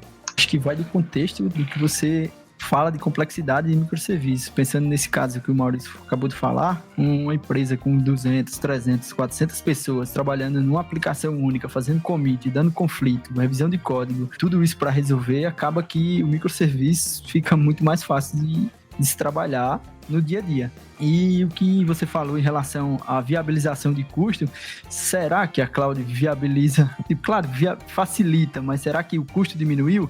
Porque muito antigamente eu tinha um ambiente de desenvolvimento na minha máquina, no meu notebook, no meu PC. E hoje eu tenho que ter um ambiente de desenvolvimento, um ambiente de homologação, um ambiente de produção. Se eu tenho que ter várias instâncias de máquinas rodando, outras instâncias de microserviços para que eu possa validar apenas um. Eu não sei se esse trade-off de custo... distância do microserviço, né, Felipe? Você tem que subir o ecossistema. O ecossistema inteiro. Isso é custo, porque eu tenho que ter um ambiente de desenvolvimento que antigamente eu não precisava. Eu estava aqui na minha máquina apontando no máximo para um banco de dados que estava numa rede. E hoje em dia não. Hoje em dia eu tenho que ter, se eu tiver 20 microserviços, se eu estiver fazendo a manutenção pontual em um deles, eu tenho que ter os 19 rodando lá, ou no mínimo a integração que eu tenha que fazer e que esse microserviço chame ou se comunique com outros. Não sei se reduziu o custo. fica com a impressão de que o custo reduziu, né, pelo aumento eventualmente da densidade, mas ele tem várias questões, né, e a distância hoje para se criar uma máquina ou N máquinas são meia dúzia de cliques, né, o que no passado não, climpa cabo, põe a máquina no rack, climpa os cabos, espeta os cabos, testa o switch, até entregar a máquina demorava muito mais, e aí acaba que hoje legal, dá um quê de agilidade para a gente entregar resultado para o negócio, mas tem essa contrapartida, né? E, de fato, a escolha da stack também é algo que sensibiliza muito, né? Na hora de você executar. E aí, separar a stack entre qual linguagem eu vou usar, o que eu vou dar de independência, o que eu vou ter de repositório, que cada um vai ter, enfim, isso tudo, muitas vezes, o resultado final pode ser uma coxa de retalho que não para em pé. E diferentemente de OSGI ou SGBD, microserviços é um conceito e não uma tecnologia. Então, com isso, não há uma depreciação tão rápida. Nós sabemos que a tecnologia está mudando constantemente e, com isso, muita coisa fica para trás. No entanto, com microserviço, eu posso trabalhar de forma poliglota. Uns serviços eu trabalho com uma tecnologia, outros com outra, e aí o que vai se depreciando são apenas alguns contextos. E aí eu posso trocá-los. Ô, Jardel, e aí já entrando nessa pergunta aí sobre o fato de ser poliglota, as suas stacks de ferramentas, como é para você isso e para os outros, como é que o mercado tem administrado isso? O fato de a gente permitir hoje que a gente tenha vários sistemas, cada um tenha a sua própria stack de ferramenta e possa ter sua própria linguagem, como é que isso tem sido administrado? Então, Tiago, hoje um conceito que vem sendo bastante utilizado para essa orquestração de microserviços é Service Mesh. Então, Service Mesh, ele trabalha com um paradigma bem diferenciado, porque ele independe da tecnologia que está sendo utilizada em cada microserviço. Isso facilita bastante. Hoje na MarkP nós trabalhamos com Spring Cloud e com isso nós ganhamos uma certa produtividade. Mas a partir do momento que formos trabalhar de forma poliglota, teremos que seguir uma nova abordagem. E eu acho que o Service Mesh, nesse contexto, se aplica perfeitamente. Como sempre, a gente começa deixando todo mundo aqui na mesma página pra gente saber do que é que nós estamos falando, e cabe a mim sempre esse papel inicial de orelha de perguntar, afinal de contas, o que vem a ser uma dívida técnica. A gente fez a brincadeira, obviamente, falando de dívida com cartão de crédito, com boleto e tudo mais, mas essa questão dos technical debts, as dívidas técnicas, que, como foi colocado, a gente também chama de débito técnico. Então, eu queria saber de vocês se as duas expressões estão corretas e, afinal de contas, o que vem a ser uma dívida técnica. Dívida técnica, na verdade, é uma metáfora, né? É um exemplo que tem sido usado para comunicar às pessoas um problema que é recorrente no desenvolvimento de software. Quando a gente desenvolve sistemas, os times de desenvolvimento são submetidos a diversas formas de pressão. Tá? Seja pressão de mercado, pressão da própria organização, é aquele cliente que envia uma solicitação de funcionalidade em cima da hora, é aquela oportunidade de negócio, né, que as empresas têm que alcançar, e para isso aperta um pouco as agendas, tá? E aí esse tipo de pressão leva os times a, de repente, não conseguir, tá, concluir tudo que estava planejado. Tá? Então, em termos práticos, digamos que você tivesse que fazer 10 testes, né, para uma funcionalidade, aí chega o gerente, chega o cliente e diz: rapaz, precisamos antecipar isso aqui ou incluir uma nova funcionalidade, e aí qual é a sua opção? Bem, para obter o benefício de entregar, né, no prazo, e para obter um benefício de curto prazo, o que você faz? Daqueles 10 testes, vamos fazer 2, tá certo? E aí, esses 8 que eu deixei de fazer são o que nós chamamos da dívida, tá certo? Da dívida técnica, ou seja, eu estou devendo isso e no futuro nós vamos ter que pagá-la, né? Porque, de certa forma, se você não testou o código, eu estou só dando o exemplo de um tipo de dívida técnica, de testes, né? Então, se eu não testei o código, esse código vai ter baixa qualidade. Então, no futuro, a gente vai ter que implementar esses testes. Aproveitando esse embalo aí, Tiago, a gente tem também, no caso de dívida técnica, uma situação que é um pouco diferente da dívida financeira, né? A dívida financeira, quando você contrai uma dívida, ou você paga um seguro, que você morre e de repente essa sua dívida vai para os seus filhos, né? Ou então o seguro toma conta. Então a dívida, ela persiste após o fim, né, da sua vida, tá? Em caso de software, não, né? Em caso de software, na hora que você mata o sistema, na hora que você desliga o sistema, todas as dívidas que estão lá, ou seja, tudo aquilo que você deveria ter feito e de repente não fez por conta de alguma pressão, vai embora com o sistema, né? Então é por isso que é muito comum situações onde sistemas começam a ficar cheios de dívidas, né? Ou seja, muito endividados, os times muito endividados, e fica quase impossível manter, né? E aí o que a gente faz? Algumas empresas recriam, né? Ou seja, matam um sistema antigo, o sistema legado que está totalmente ineficiente, e criam uma nova solução. E junto lá se vão as dívidas técnicas, tá? Às vezes cria não uma nova solução, mas um novo problema, porque o aspecto cultural, a questão do ter um entendimento comum no time do que significam boas práticas, né? O que é saudável, que tipo de prática a gente tem que adotar para que os erros não se repitam, né? É necessário que se aprenda, né, com o que aconteceu no passado e que se faça melhor, que na próxima iteração seja uma iteração melhor na hora de desenvolver. Então, por isso que eu bato um pouco na tecla que o problema maior, às vezes, se encontra na cultura das pessoas envolvidas no projeto do que, às vezes, no projeto em si. A gente não deve também confundir, e é muito comum também, quando a gente começa a interagir com as empresas e, de repente, tudo vira dívida técnica, né? Mas não necessariamente. Então, de repente, se eu estimo mal, planejo mal, digamos, um sprint, tá? E aí eu tenho mais coisa do que a capacidade do meu time de fazer aquilo, e de repente eu não tenho uma pressão, isso não eu não consigo concluir no prazo, isso não é dívida técnica, né? É um gerenciamento errado, tá certo? Aí, eventualmente, no futuro, se você começa a empurrar essa bola, pode virar uma dívida, tá certo? Mas é importante realmente a gente pontuar isso aí, tá? Nem tudo é dívida, tá? Um bug que você encontra depois de colocar o sistema do ar, isso não é dívida técnica, tá? Agora, se você identifica o bug que está no ar, isso entra para o seu sprint, né, no seu planejamento, e aí de repente uma pressão de mercado ou qualquer outra motivação impede você de, não, vamos deixar aquele bug para depois, e deixa para depois, e de repente aquilo vira uma dívida, tá certo? Então é bom realmente deixar muito, muito claro esse limiar do que é a dívida, tá? Eu tenho um benefício associado de curto prazo.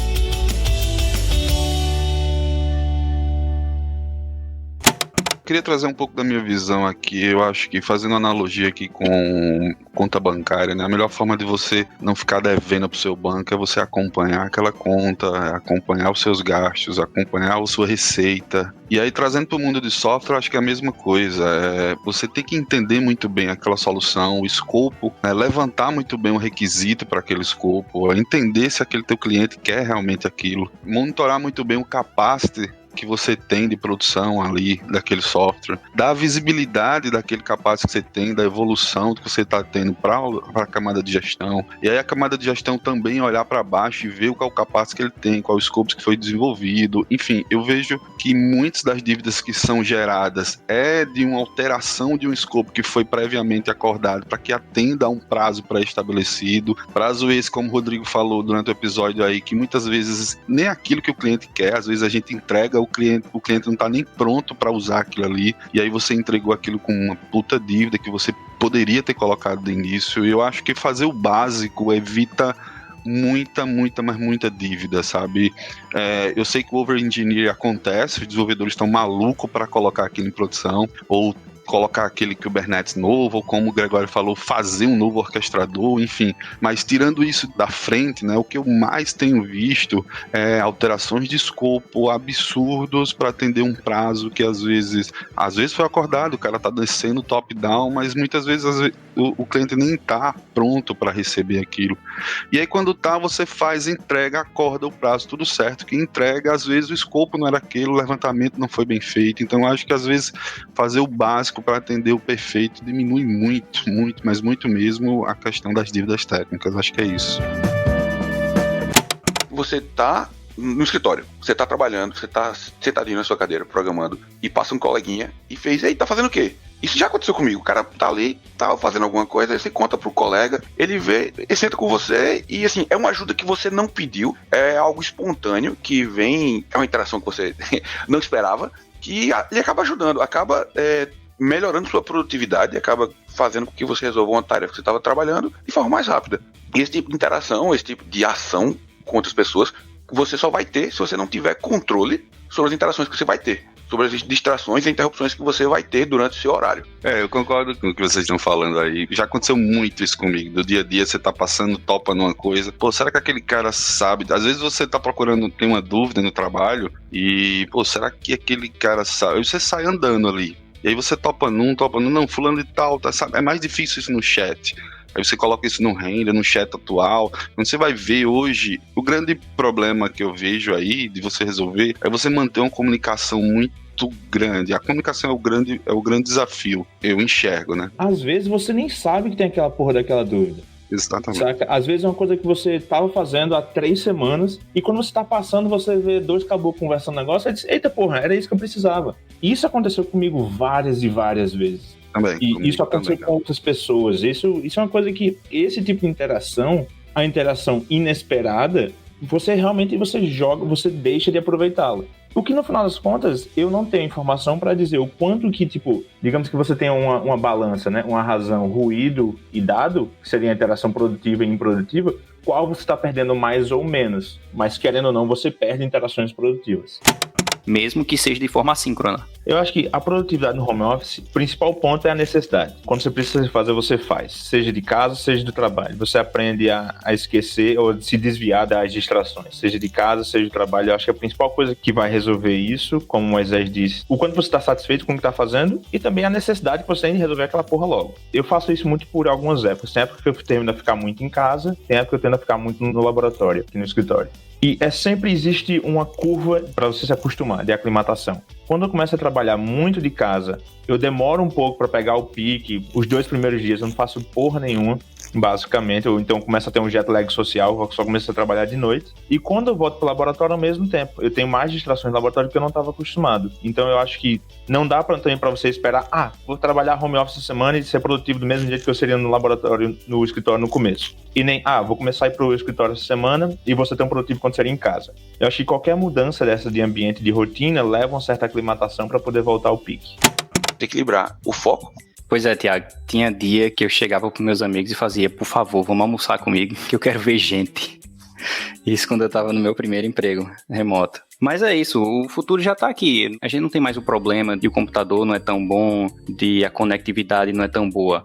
Hoje a gente já tem a tecnologia suficiente e nunca foi tão fácil assim de se comunicar com uma pessoa ou de colaborar com qualquer pessoa em qualquer lugar do mundo. A barreira que a gente enfrenta hoje é de mentalidade, de passar a ter mais home office. A gente já passou da transição onde o home office era mais visto como outsourcing, como uma forma de aumentar a produtividade. E hoje em dia o home office, o trabalho remoto, ele aumenta tanto a produtividade, também como a qualidade do trabalho e como a satisfação, porque você consegue contratar as melhores pessoas, independente se elas estejam interessadas em mudar para a sua cidade ou não. Então você consegue ter a melhor equipe. Tendo a melhor equipe, você consegue reduzir o custo com pessoas. Com o trabalho remoto, você também consegue reduzir o custo do escritório.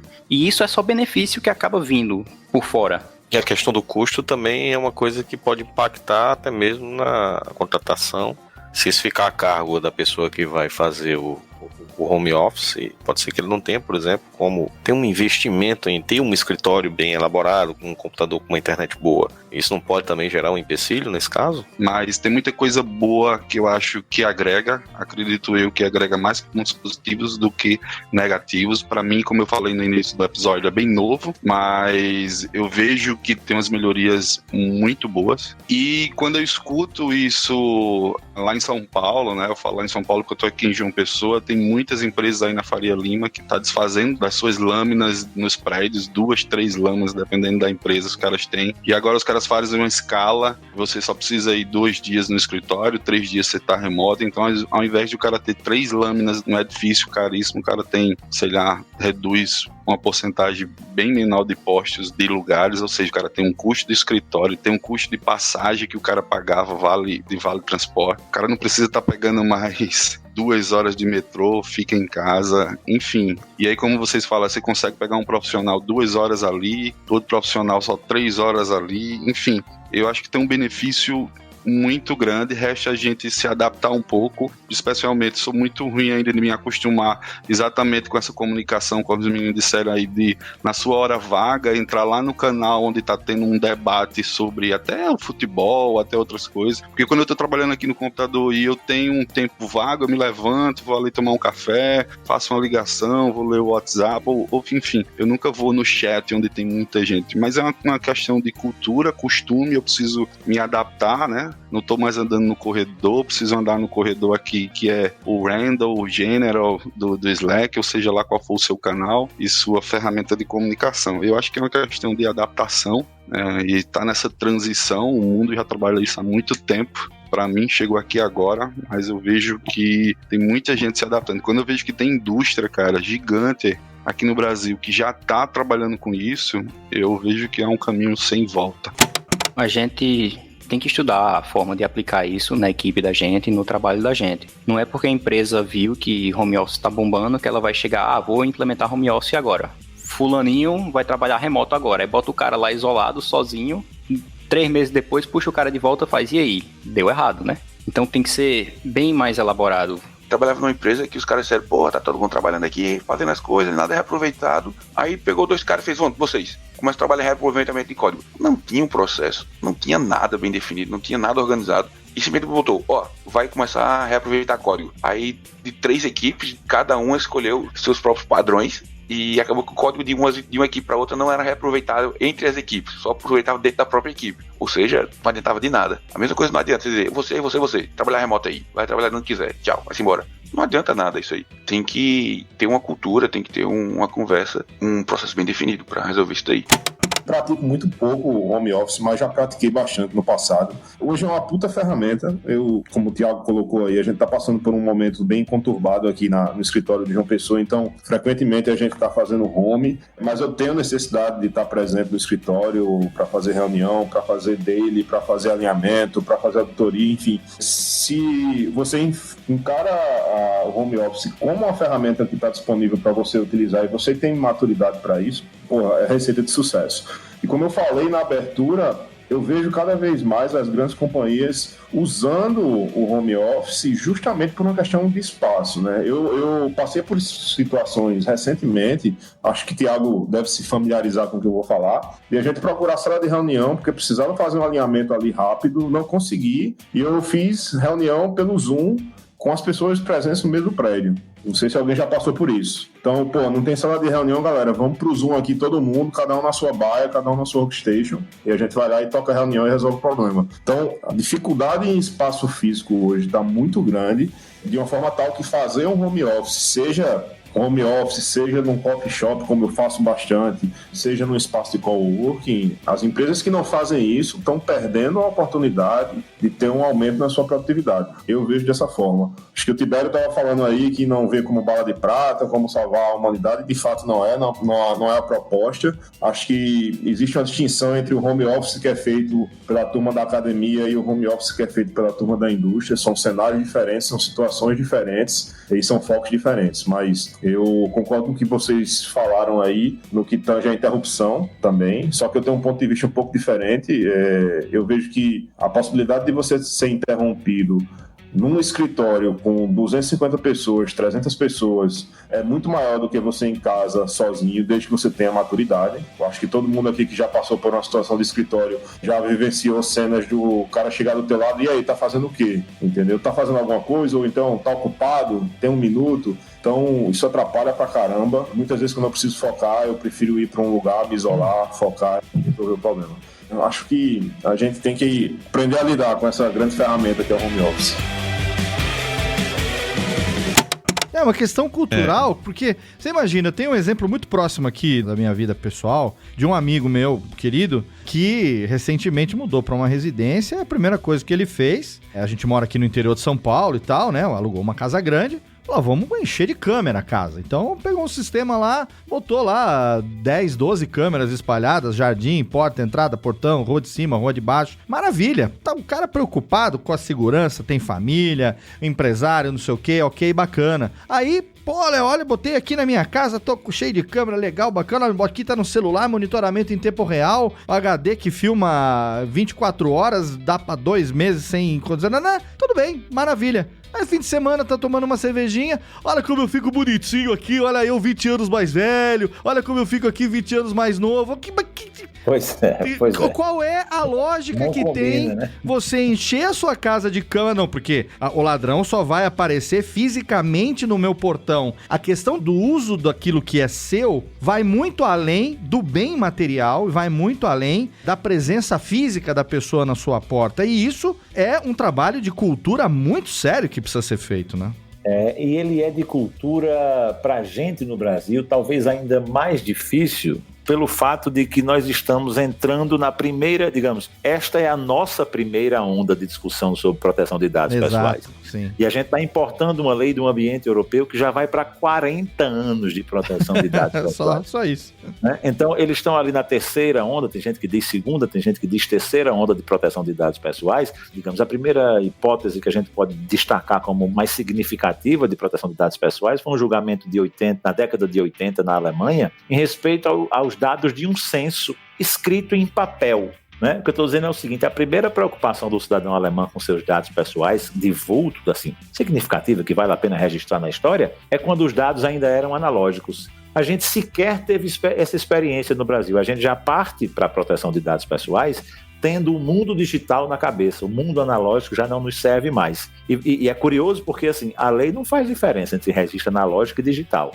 Se um médico tem lá suas fichas de paciente todas escritas no papelzinho, esses papéis, né, e esses dados que estão ali naqueles papéis continuam sendo objeto de proteção. Mas o mundo já é tão diferente que a gente só está pensando... A gente pulou uma geração. É isso que eu quero dizer no final das contas. A gente pulou uma geração de construção de conhecimento do que deveria ser um dado pessoal, de como deveria ser o nível adequado de proteção e de como deveria ser a minha postura, que é isso que você toca. A minha postura como cidadão na defesa, né, da integridade desses dados pessoais. Não impede da gente construir um ótimo modelo de proteção de dados e, afinal de contas, o mundo virou digital mesmo. Então, o que vai valer a partir de agora é a forma como a gente encara essa proteção no mundo digital. Mas é como os colegas estão dizendo aí, a transformação cultural é muito importante agora e a Agência Nacional vai ter um papel relevante, porque ela tem alcance nacional, é setor público, gosta daquela credibilidade, né, de ser um agente público em defesa do titular de dados, então vai fazer muito aí um papel parecido com o que os PROCONs e o Sistema de Defesa do Consumidor fizeram na década de 90.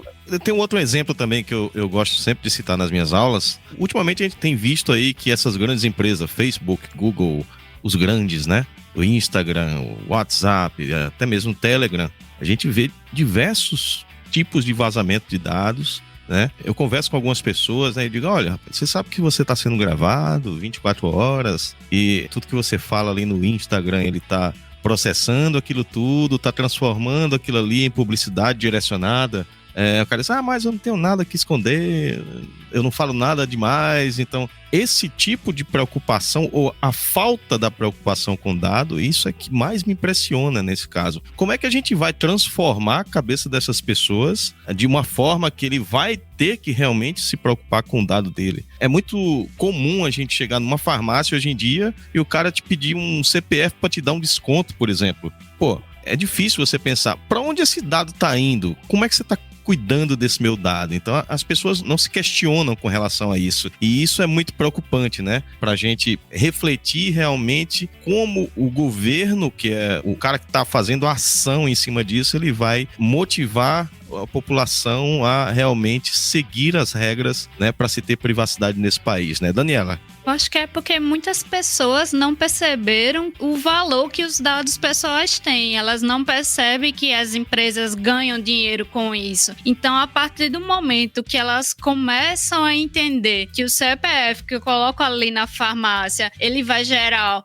uma promoção específica para mim, ou vai compartilhar meus dados com outras farmácias e vai me fazer comprar mais, então as pessoas pensam sobre isso. Então, eu acho que as pessoas não entendem um pouco do valor dos dados pessoais que elas têm, né? É aquela história, né, que a gente conhece, é meio clichê dizer, mas não existe almoço grátis, né? Então, o Google não ia te dar um e-mail com 15 GB para você ter todos os seus e-mails ali de graça se ele não tivesse tendo algum retorno com isso. O Facebook não ia estar hospedando todas as suas imagens que você coloca diariamente ou seus posts. O Instagram, esse aqui não ia mesmo, porque para você hospedar imagens na internet é caro de se manter. Então, cara, tem um custo em cima disso. Não tem como você pensar que de repente isso tudo tá vindo de graça e que não tem de onde tirar o dinheiro para se pagar isso, entendeu? Aproveitando o gancho da farmácia, que é um exemplo que Cláudio já sabe, inclusive, que eu gosto de usar, eu acredito que a partir do momento que as pessoas entenderem o impacto que aquelas informações compartilhadas indevidamente vai gerar na vida delas,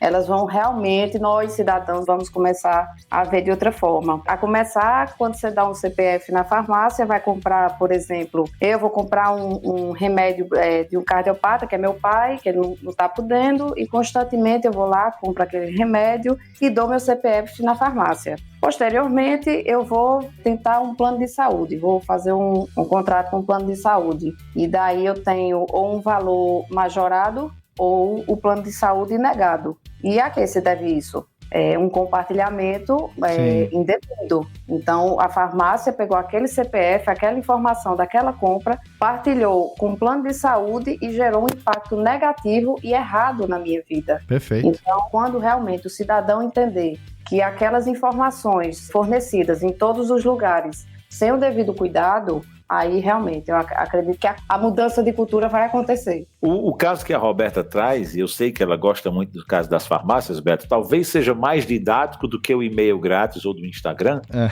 O das farmácias é massificado, sim. Ele importa no valor pecuniário que você economiza efetivamente, né? E talvez seja mais fácil para o cidadão perceber, porque esse primeiro obstáculo que a gente está enfrentando é exatamente o cidadão perceber o valor que os dados dele têm, inclusive um valor que é redutível a dinheiro, porque você não oferece um desconto simplesmente porque o sujeito forneceu, né, um CPF. Você não oferece esse desconto de graça, como você diz, não tem almoço grátis. Quando o sujeito sabe que em troca do CPF vem um desconto, talvez ele comece a enxergar ali mais fácil do que quando você dá um endereço de e-mail para ele ou uma conta do Instagram, que aquele dado vale dinheiro. Infelizmente, o impacto negativo ele também só vai perceber quando vier uma consequência dessa que a Roberta comentou aí. Quando o plano de saúde dele aumentar, né? Quando de repente for negado o seguro de saúde dele, porque ele anda compartilhando a situação de saúde e o histórico de saúde está mostrando, né, que ele é um cliente que não é interessante o plano de saúde, inclusive é uma vedação legal expressa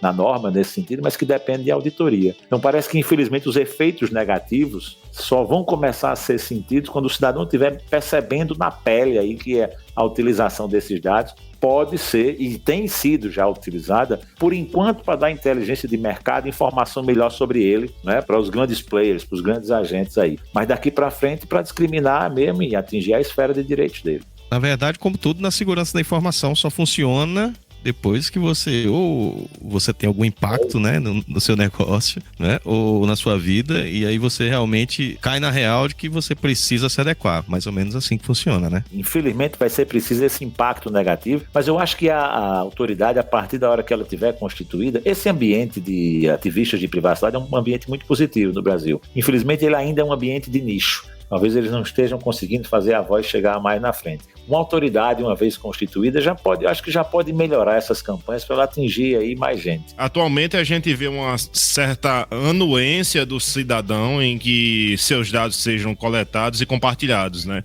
Virou até algo banal você ceder o seu CPF em troca de um cashback, em troca de um cadastro, de uma oferta de preço diferente. E eu vou um pouco mais além. Eu vejo que essa geração atual, né, a molecada que já nasceu dentro da tecnologia, pouco se importa em dar os dados dela para ter acesso a um serviço gratuito, a participar de uma promoção. Então, existem casos de pessoas postando no Instagram dados sigilosos, documentos, fotos do seu próprio cartão de crédito com a maior falta de cuidado. Então, acho que um dos grandes propósitos da LGPD é justamente trazer de volta o dado a quem ele pertence, ao titular. E esse titular, a qualquer momento, ele pode revogar o consentimento que ele deu anteriormente, o que é bacana, isso está previsto em lei. E a gente conta com a ANPD para fiscalizar e auditar realmente que todo o dado que é consentido, ele está sendo armazenado de forma segura e inviolável. Então, Hugo, explica para o nosso ouvinte, para a gente poder começar aqui, o que é a plataforma Tech, o que ela atende e o que ela tem impactado para vocês estarem com a gente aqui hoje. Falando brevemente da empresa, a plataforma Tech é uma empresa de desenvolvimento, consultoria de software, e a gente é especializado em Ruby on Rails, em Elixir, naturalmente, que é a linguagem que a gente criou, e em metodologias ágeis. E a gente faz serviço de desenvolvimento e consultoria baseado nessas 3 frentes para principalmente startups de crescimento acelerado. E sobre essa linguagem, é uma linguagem? É funcional? Por que vocês resolveram criar? Por que mais uma linguagem de programação no mercado? Você consegue dizer um pouco sobre isso? Acho que eu vou precisar voltar um pouquinho na história. Nossa empresa nasceu em 2009. Eram 4 pessoas originalmente, eu, o José Valim, o Jorge Guimarães e o Marcelo Parques, esses 4 fundadores da empresa. E daí a gente já nasceu focado especialmente em Ruby, também que é uma linguagem open source, orientada a objetos.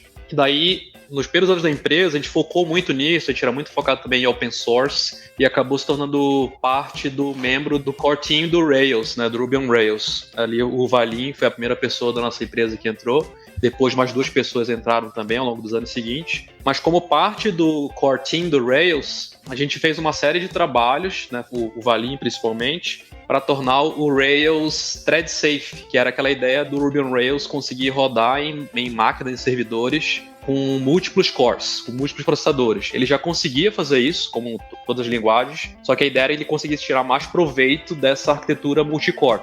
Ele pudesse usar todos os cores de uma maneira mais eficiente. Daí quando a gente estava fazendo isso foi por volta de 2010, metade de 2011, o Valim ele teve uma série de dificuldades em trazer o Rails para um suporte melhor em thread safe, em multicore. E daí veio essa necessidade e falou, poxa, parece que em Ruby dá para fazer, mas não tá tão fácil assim. Será que tem uma outra ferramenta, um outro modo de fazer programação concorrente, programação paralela, programação thread safe, que seja mais amigável, mais produtivo? E daí deu esse estalo de buscar outras possibilidades para fazer isso. Daí por volta de 2011, ele começou a estudar outras possibilidades, outras linguagens. Daí foi quando descobriu as linguagens funcionais de modo geral, né? Linguagem funcional tem essa ideia de você poder rodar software concorrente de um modo um pouquinho mais fácil, uma abstração que deixa um pouco mais produtiva. E aí foi quando a gente descobriu também a Virtual Machine do Erlang, a linguagem virtual Erlang. Pareceu que era uma máquina virtual, na opinião dele, nossa opinião, aquele que era mais apropriada para fazer esse tipo de programação. Porém, a linguagem em si, que era o Erlang, já era uma linguagem mais antiga, de 1986, já tinha 30 anos ali praticamente, e a gente estava acostumado com alguns conceitos mais modernos de programação, de linguagens como o Ruby. Então, surgiu ali aquela ideia, seria legal que a gente tivesse uma linguagem tão amigável e produtiva para o desenvolvedor como o Ruby, mas que também tivesse um suporte nativo, digamos assim, para a programação concorrente. E aí veio esse experimento, em 2011, de investir ali, começou como um projeto um pouco paralelo do Valim, ao longo de 2011. Na virada de 2011 para 2012, ele compartilhou essa ideia com os outros sócios da empresa e a gente decidiu investir 100% do tempo dele para criar essa linguagem. E aí esse foi o berço do Elixir, digamos assim. Eu particularmente acho assim, bastante interessante, bastante legal o fato de que vocês surgiram com o Elixir para tentar explorar um pouco mais essa VM do Erlang, extrair o máximo disso e com um objetivo, assim, que eu entendi ser bem claro em relação a proporcionar uma concorrência bastante interessante para quem está desenvolvendo, proporcionar uma escalabilidade, etc. E aí depois vocês começaram a comunidade também, né? Todo mundo nesse ecossistema começou a investir nesse framework, não só para desenvolvimento web, como também, como tu citou, o Nerve, para serem embarcados, e depois ainda veio agora com o Phoenix Live View, um pouco mais recente, acredito eu, né, para tentar tirar um pouco desse uso do JavaScript em alguns cenários Eu acredito que nessa situação a gente chega a ter digamos assim, uma stack de Elixir e Phoenix, com Phoenix Live View, que já fica meio que independente de outros tipos de linguagens e tecnologias. Então, aos poucos, pelo que eu estou entendendo, vocês estão ampliando o ecossistema de vocês e isso só tende a crescer, né? Eu acho que é bem isso. Eu acho que o que está por trás disso tudo, realmente foi legal tu ter falado, é a Virtual Machine do Erlang. A primeira base é o Elixir em cima disso, aí ele traz essas primitivas que são oferecidas pela VM por algumas abstrações mais modernas, né? E aí isso trouxe muita adoção, mas aí depois o Phoenix vai e aproveita esse ferramental e cria o Phoenix Channels. E aí você possibilita hoje, entre aspas, qualquer um replicar o que o WhatsApp fez. Inclusive, out of the box, você pega o Phoenix e ele não precisa fazer nenhuma configuração extra. Você consegue criar 2 milhões de conexões simultâneas de WebSocket, não estou falando de HTTP, para replicar aquele case do WhatsApp. Hoje o Phoenix oferece isso. Tem um blog post contando a história de como foi fazer esse suporte via Phoenix de 2 milhões de conexões. E aí foi tipo assim, o que é possível fazer com essa plataforma, né? Que é a VM do Erlang. Isso é possível e fica trivial. Qualquer um pode fazer agora. Aí depois aí veio o Live View, que só dá para fazer o que o Live View faz também por causa da Virtual Machine do Erlang, porque o que ele faz? Ele mantém uma conexão persistente do browser, né, do client, com o back-end. Normalmente é meio que uma antiprática que a gente tem, né? Você não pode querer ficar mantendo a conexão com o servidor, porque senão ele vai perder o volume de conexões que ele pode manter. Mas no Erlang, isso é diferente, tem uma unidade que é um processo. Não é um processo do sistema operacional, é um processo da máquina virtual. E esse processinho ele é muito barato em termos de memória, processamento. E você pode criar milhares, milhões de processos. E aí agora estender isso até seria o front de uma aplicação web. Então acaba desafiando um pouco o modelo mental que a gente tem em desenvolvimento, que era assim, abre uma conexão, mas fecha logo. E aí é legal, porque se a gente está olhando agora para o HTTP2, e você começa a pensar nessas tendências de poder fazer sistemas conectados, sistemas em real time, que é diferente do HTTP1, aí você tem um ferramental por trás que te traz essa possibilidade de fazer com um custo baixíssimo, ou seja, não tem que fazer nenhuma configuração bizarra, é uma coisa que vem padrão com o ambiente. Então acho que a brincadeira que tem acontecido é assim, até onde dá para criar coisas. O Live View acho que foi o último experimento. E aí eu vendo nos bastidores, assim, eu conversando com o Valim e tudo mais, ele fica meio com uma brincadeira, assim, o Chris McCord vai lá e faz, cara, eu consegui fazer isso, nossa, é impossível, eu não acredito. Agora eu aumentei aqui, mantém milhares de conexões. Até o próprio Chris, nas palestras deles, ele acaba falando que ele sempre se surpreende com o quanto que ele consegue fazer dessas features de um modo bem fácil. Eu entendo que vocês tiveram tanto o Ruby, o Erlang, como grandes influências aí no desenvolvimento do Elixir, mas eu queria entender se vocês buscaram inspirações também em outras tecnologias, né? O que é que vocês estavam antenados na época, o que é que vocês estavam estudando, e queria entender um pouco mais sobre isso. Acho que isso influenciou muito na hora de pensar na produtividade da linguagem, do ferramental, e no que no mundo de Ruby a gente também chama de developer happiness, a felicidade do desenvolvedor. Você tem uma ferramenta que de algum modo te ajuda a ter o prazer de usá-la, né? Isso se traduz, às vezes, em uma documentação boa, em você ter um gerenciador de dependências, em você ter um repositório padrão para isso, não ter 50 mil tipos e ter... Então, cada uma dessas peças foi influenciando a produtividade, mas também em linguagens, que é o que teve bastante naquele livro que eu comentei, 7 Languages, 7 Weeks. Você teve Haskell, trazendo muita influência de funcional, tem o Erlang naturalmente, aí o Erlang teve tanto essa parte de concorrência, mas o pessoal do Erlang, eles vão além. A questão do problema de software concorrente, software thread safe, eles já resolveram há muito tempo. O Erlang foi pensado em, além disso, era fazer programação distribuída, programação rodando em múltiplos servidores. E aí essa foi uma coisa também que chamou muita atenção na linguagem do Erlang e na VM. E por último teve o Clojure também. Eu lembro que o Valim comentava que ele achava que o Clojure era o mais perto assim, do que ele imaginava de uma linguagem como ele gostaria que tivesse, quando ele estava pensando no design do Elixir. Não por ser Lisp, mas por outros princípios. Só que o Clojure rodava na máquina virtual do Java, e a gente queria fazer alguma coisa que rodasse na máquina virtual do Erlang.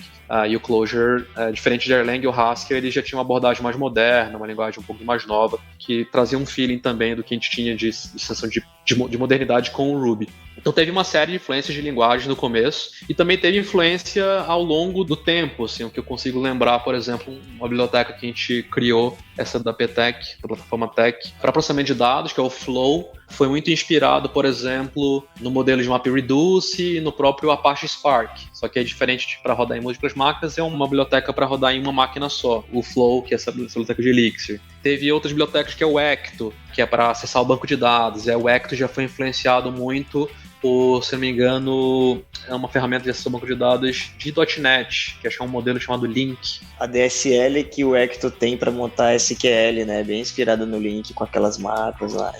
Então, de modo geral, acho que eu diria que a gente não tem, na comunidade de Elixir, não tem essa ideia de not invented here, né? Tipo, vamos tentar reinventar tudo. O processo sempre foi, cara, o que tem de melhor no mercado, na nossa percepção, né? Não é uma coisa absoluta, mas na nossa percepção, não só como plataforma tech, eu digo, mas para todo mundo da comunidade. Hoje o Elixir ele é maior do que a plataforma tech, de propósito, sempre desde o começo. Essa foi a ideia. E aí todo mundo que participa da construção, que está muito focado nos projetos, de modo geral, o que tem de melhor no mercado, na nossa percepção, e aí a gente traz e como utilizar isso dentro do ambiente do Elixir e do Erlang.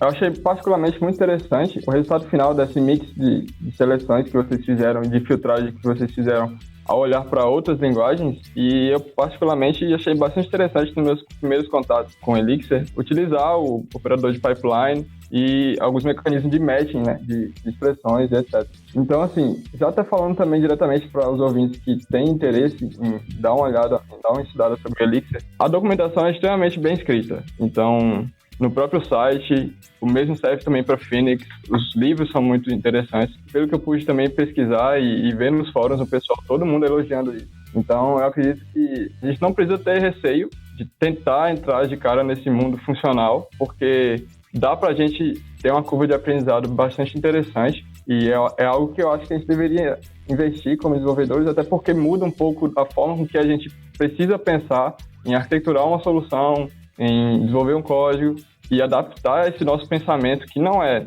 necessariamente funcional, para um pensamento já funcional. Então, que tipo de dicas vocês dariam para um desenvolvedor que pensa atualmente em tentar investir algumas horinhas de estudo para Elixir ou para Phoenix? Foi interessante que você mencionou essas duas coisas e realmente são as duas coisas que a gente mais ouve, assim, que são novidades para quem vem do mundo orientado a objeto e começa a programar no paradigma funcional, né? Pattern matching e coisas como pipeline operator, né?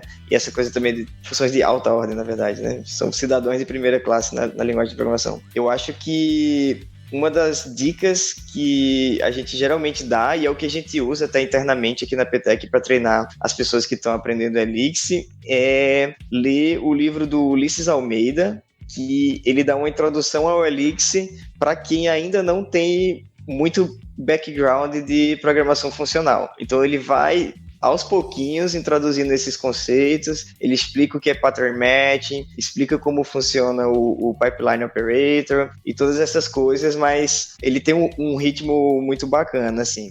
Agora, se você já tem um pouco mais de experiência com outras linguagens funcionais, aí você já pode pular para um conteúdo um pouco mais avançado e ler, por exemplo, o livro do Sasha, o Elixir in Action, né? Que aí ele vai focar mais em como funcionam aplicações Erlang, como que o Elixir funciona em cima do Erlang e quais são os conceitos novos que você tem quando você está programando de supervisors, gen servers e tudo mais. A gente tem um blog post do ex-colega nosso, Rafael Rocha, que ele dá meio que uma trilhazinha de estudos aí para quem está querendo começar. Eu posso deixar o link depois para vocês também, que é um material bacana também, com várias referências de material introdutório. Entendi. Mas então, nesse caso, para tentar ter proeficiência, no caso em Elixir, é um requisito o desenvolvedor saber ou entender bem como funciona a VM do Erlang, o Erlang em si, ou não necessariamente é um requisito para que a pessoa possa estar desenvolvendo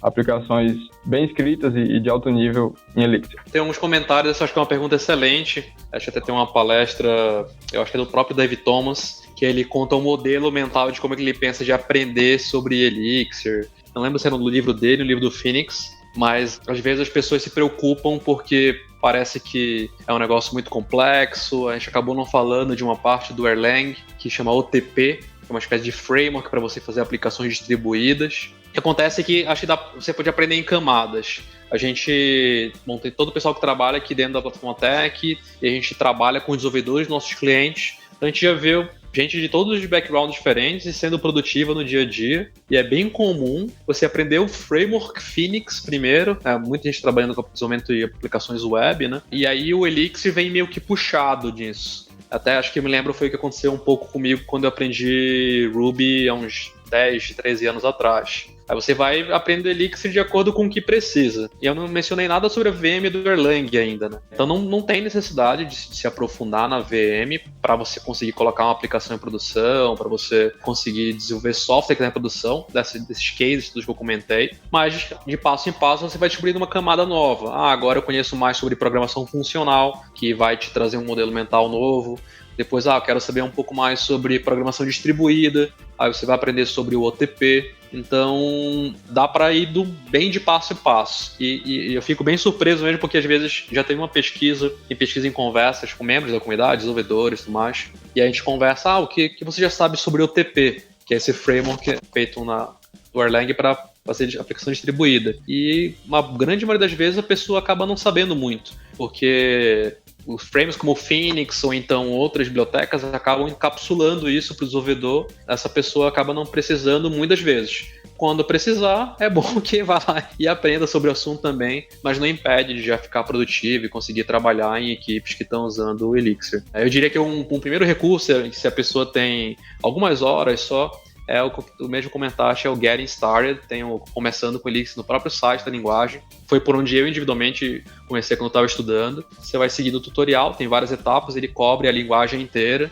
Programação funcional é um detalhe nesse caso, ele nem foca muito nisso, é focando em você aprendendo como usar a linguagem mesmo. E aí depois você aprende mais sobre funcional, aprende sobre software distribuído, sobre tolerância à falha. São tópicos, digamos assim, mais médios e avançados.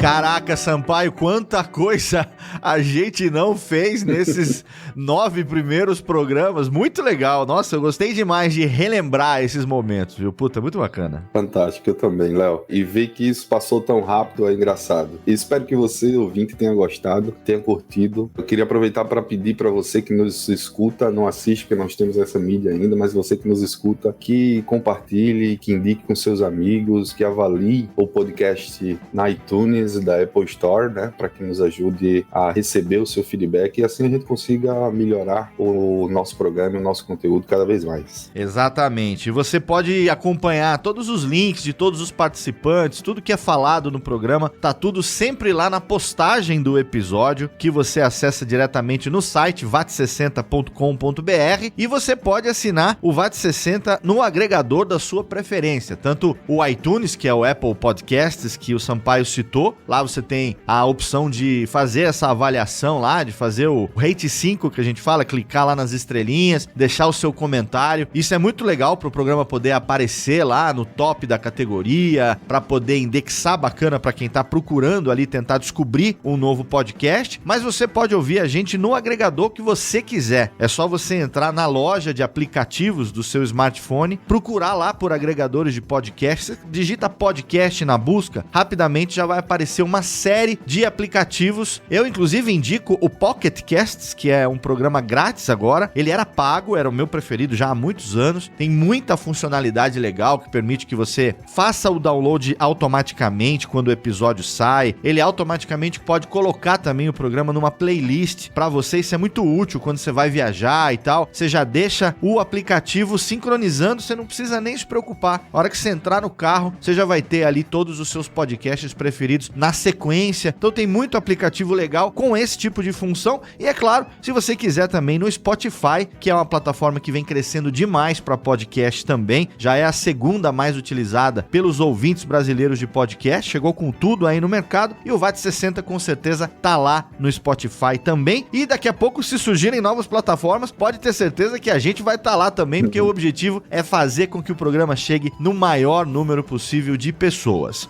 E antes de encerrar esse 10º 10º episódio aqui, esse especial, vamos deixar já aqui a expectativa de que nos próximos dias, ainda no mês de dezembro, você vai ter, então, em caráter extraordinário nesse final de ano, a primeira parte de um episódio duplo, Thiago Sampaio. Primeira vez que a gente faz isso, hein? Primeira vez, Léo. A gente observou que nosso conteúdo não poderia ser parado do nada, porque a conversa aqui vai fluindo cada vez mais, e aí vamos começar a lançar essas séries. Esse, como você disse, será a nossa primeira série de um episódio duplo, né? A gente vai publicar, então, o VAT 60 número 11. Ele vai ser a parte 1 de um papo muito legal que a gente teve. Eu não vou deixar aqui o spoiler sobre o tema, mas eu já deixo aqui adiantado porque a dinâmica vai ser um pouco diferente. A gente vai começar o programa, aí na metade do assunto eu vou encerrar e a gente vai deixar a expectativa pro episódio número 12, que vai ser a parte 2 desse papo, que aí sim, o episódio número 12 vai ao ar no mês de janeiro. A gente já tá deixando tudo pronto aqui, antes do povo sair de recesso, antes do pessoal sair de férias. O VAT 60, para não descansar, a gente adiantou toda essa produção e resolvemos trazer para você, então, no programa de hoje, esse especial com os melhores momentos de 2019. Já comemos o peru de Natal, vamos preparar agora para estourar a champanhota de Ano Novo, então, ô Sampaio? Vamos lá, cara, vamos lá. Mais uma vez, obrigado a todos, obrigado a você que nos escuta, obrigado a todo mundo que tá no backstage. A gente se encontra por aqui. Até mais. Até mais. Obrigado a você que nos acompanhou ao longo de todo esse ano. O Natal já passou, espero que o seu Natal tenha sido muito bom, mas daqui a alguns dias tá chegando 2020, o primeiro ano da terceira década do novo milênio. Quando eu falo isso, eu me sinto muito velho. O primeiro ano da terceira década do novo milênio, sendo que eu nasci, 2 décadas antes do milênio. Eu não vou nem entrar em detalhes aqui, mas tá chegando mais uma década, número redondo aí, 2020, 2020 chegando, e com certeza a gente vai ter um ano excelente, um ano com muito podcast, que é claro, a gente vai contar como sempre aqui com o seu download e com a sua audiência na segunda temporada que vem aí do VAT 60. Feliz ano novo, um abraço e até 2020.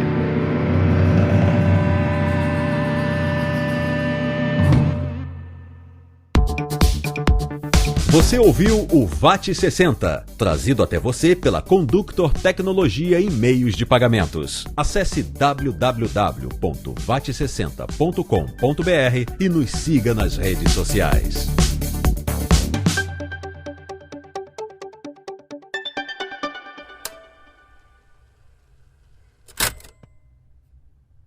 Este podcast foi editado por Radiofobia, Podcast e Multimídia.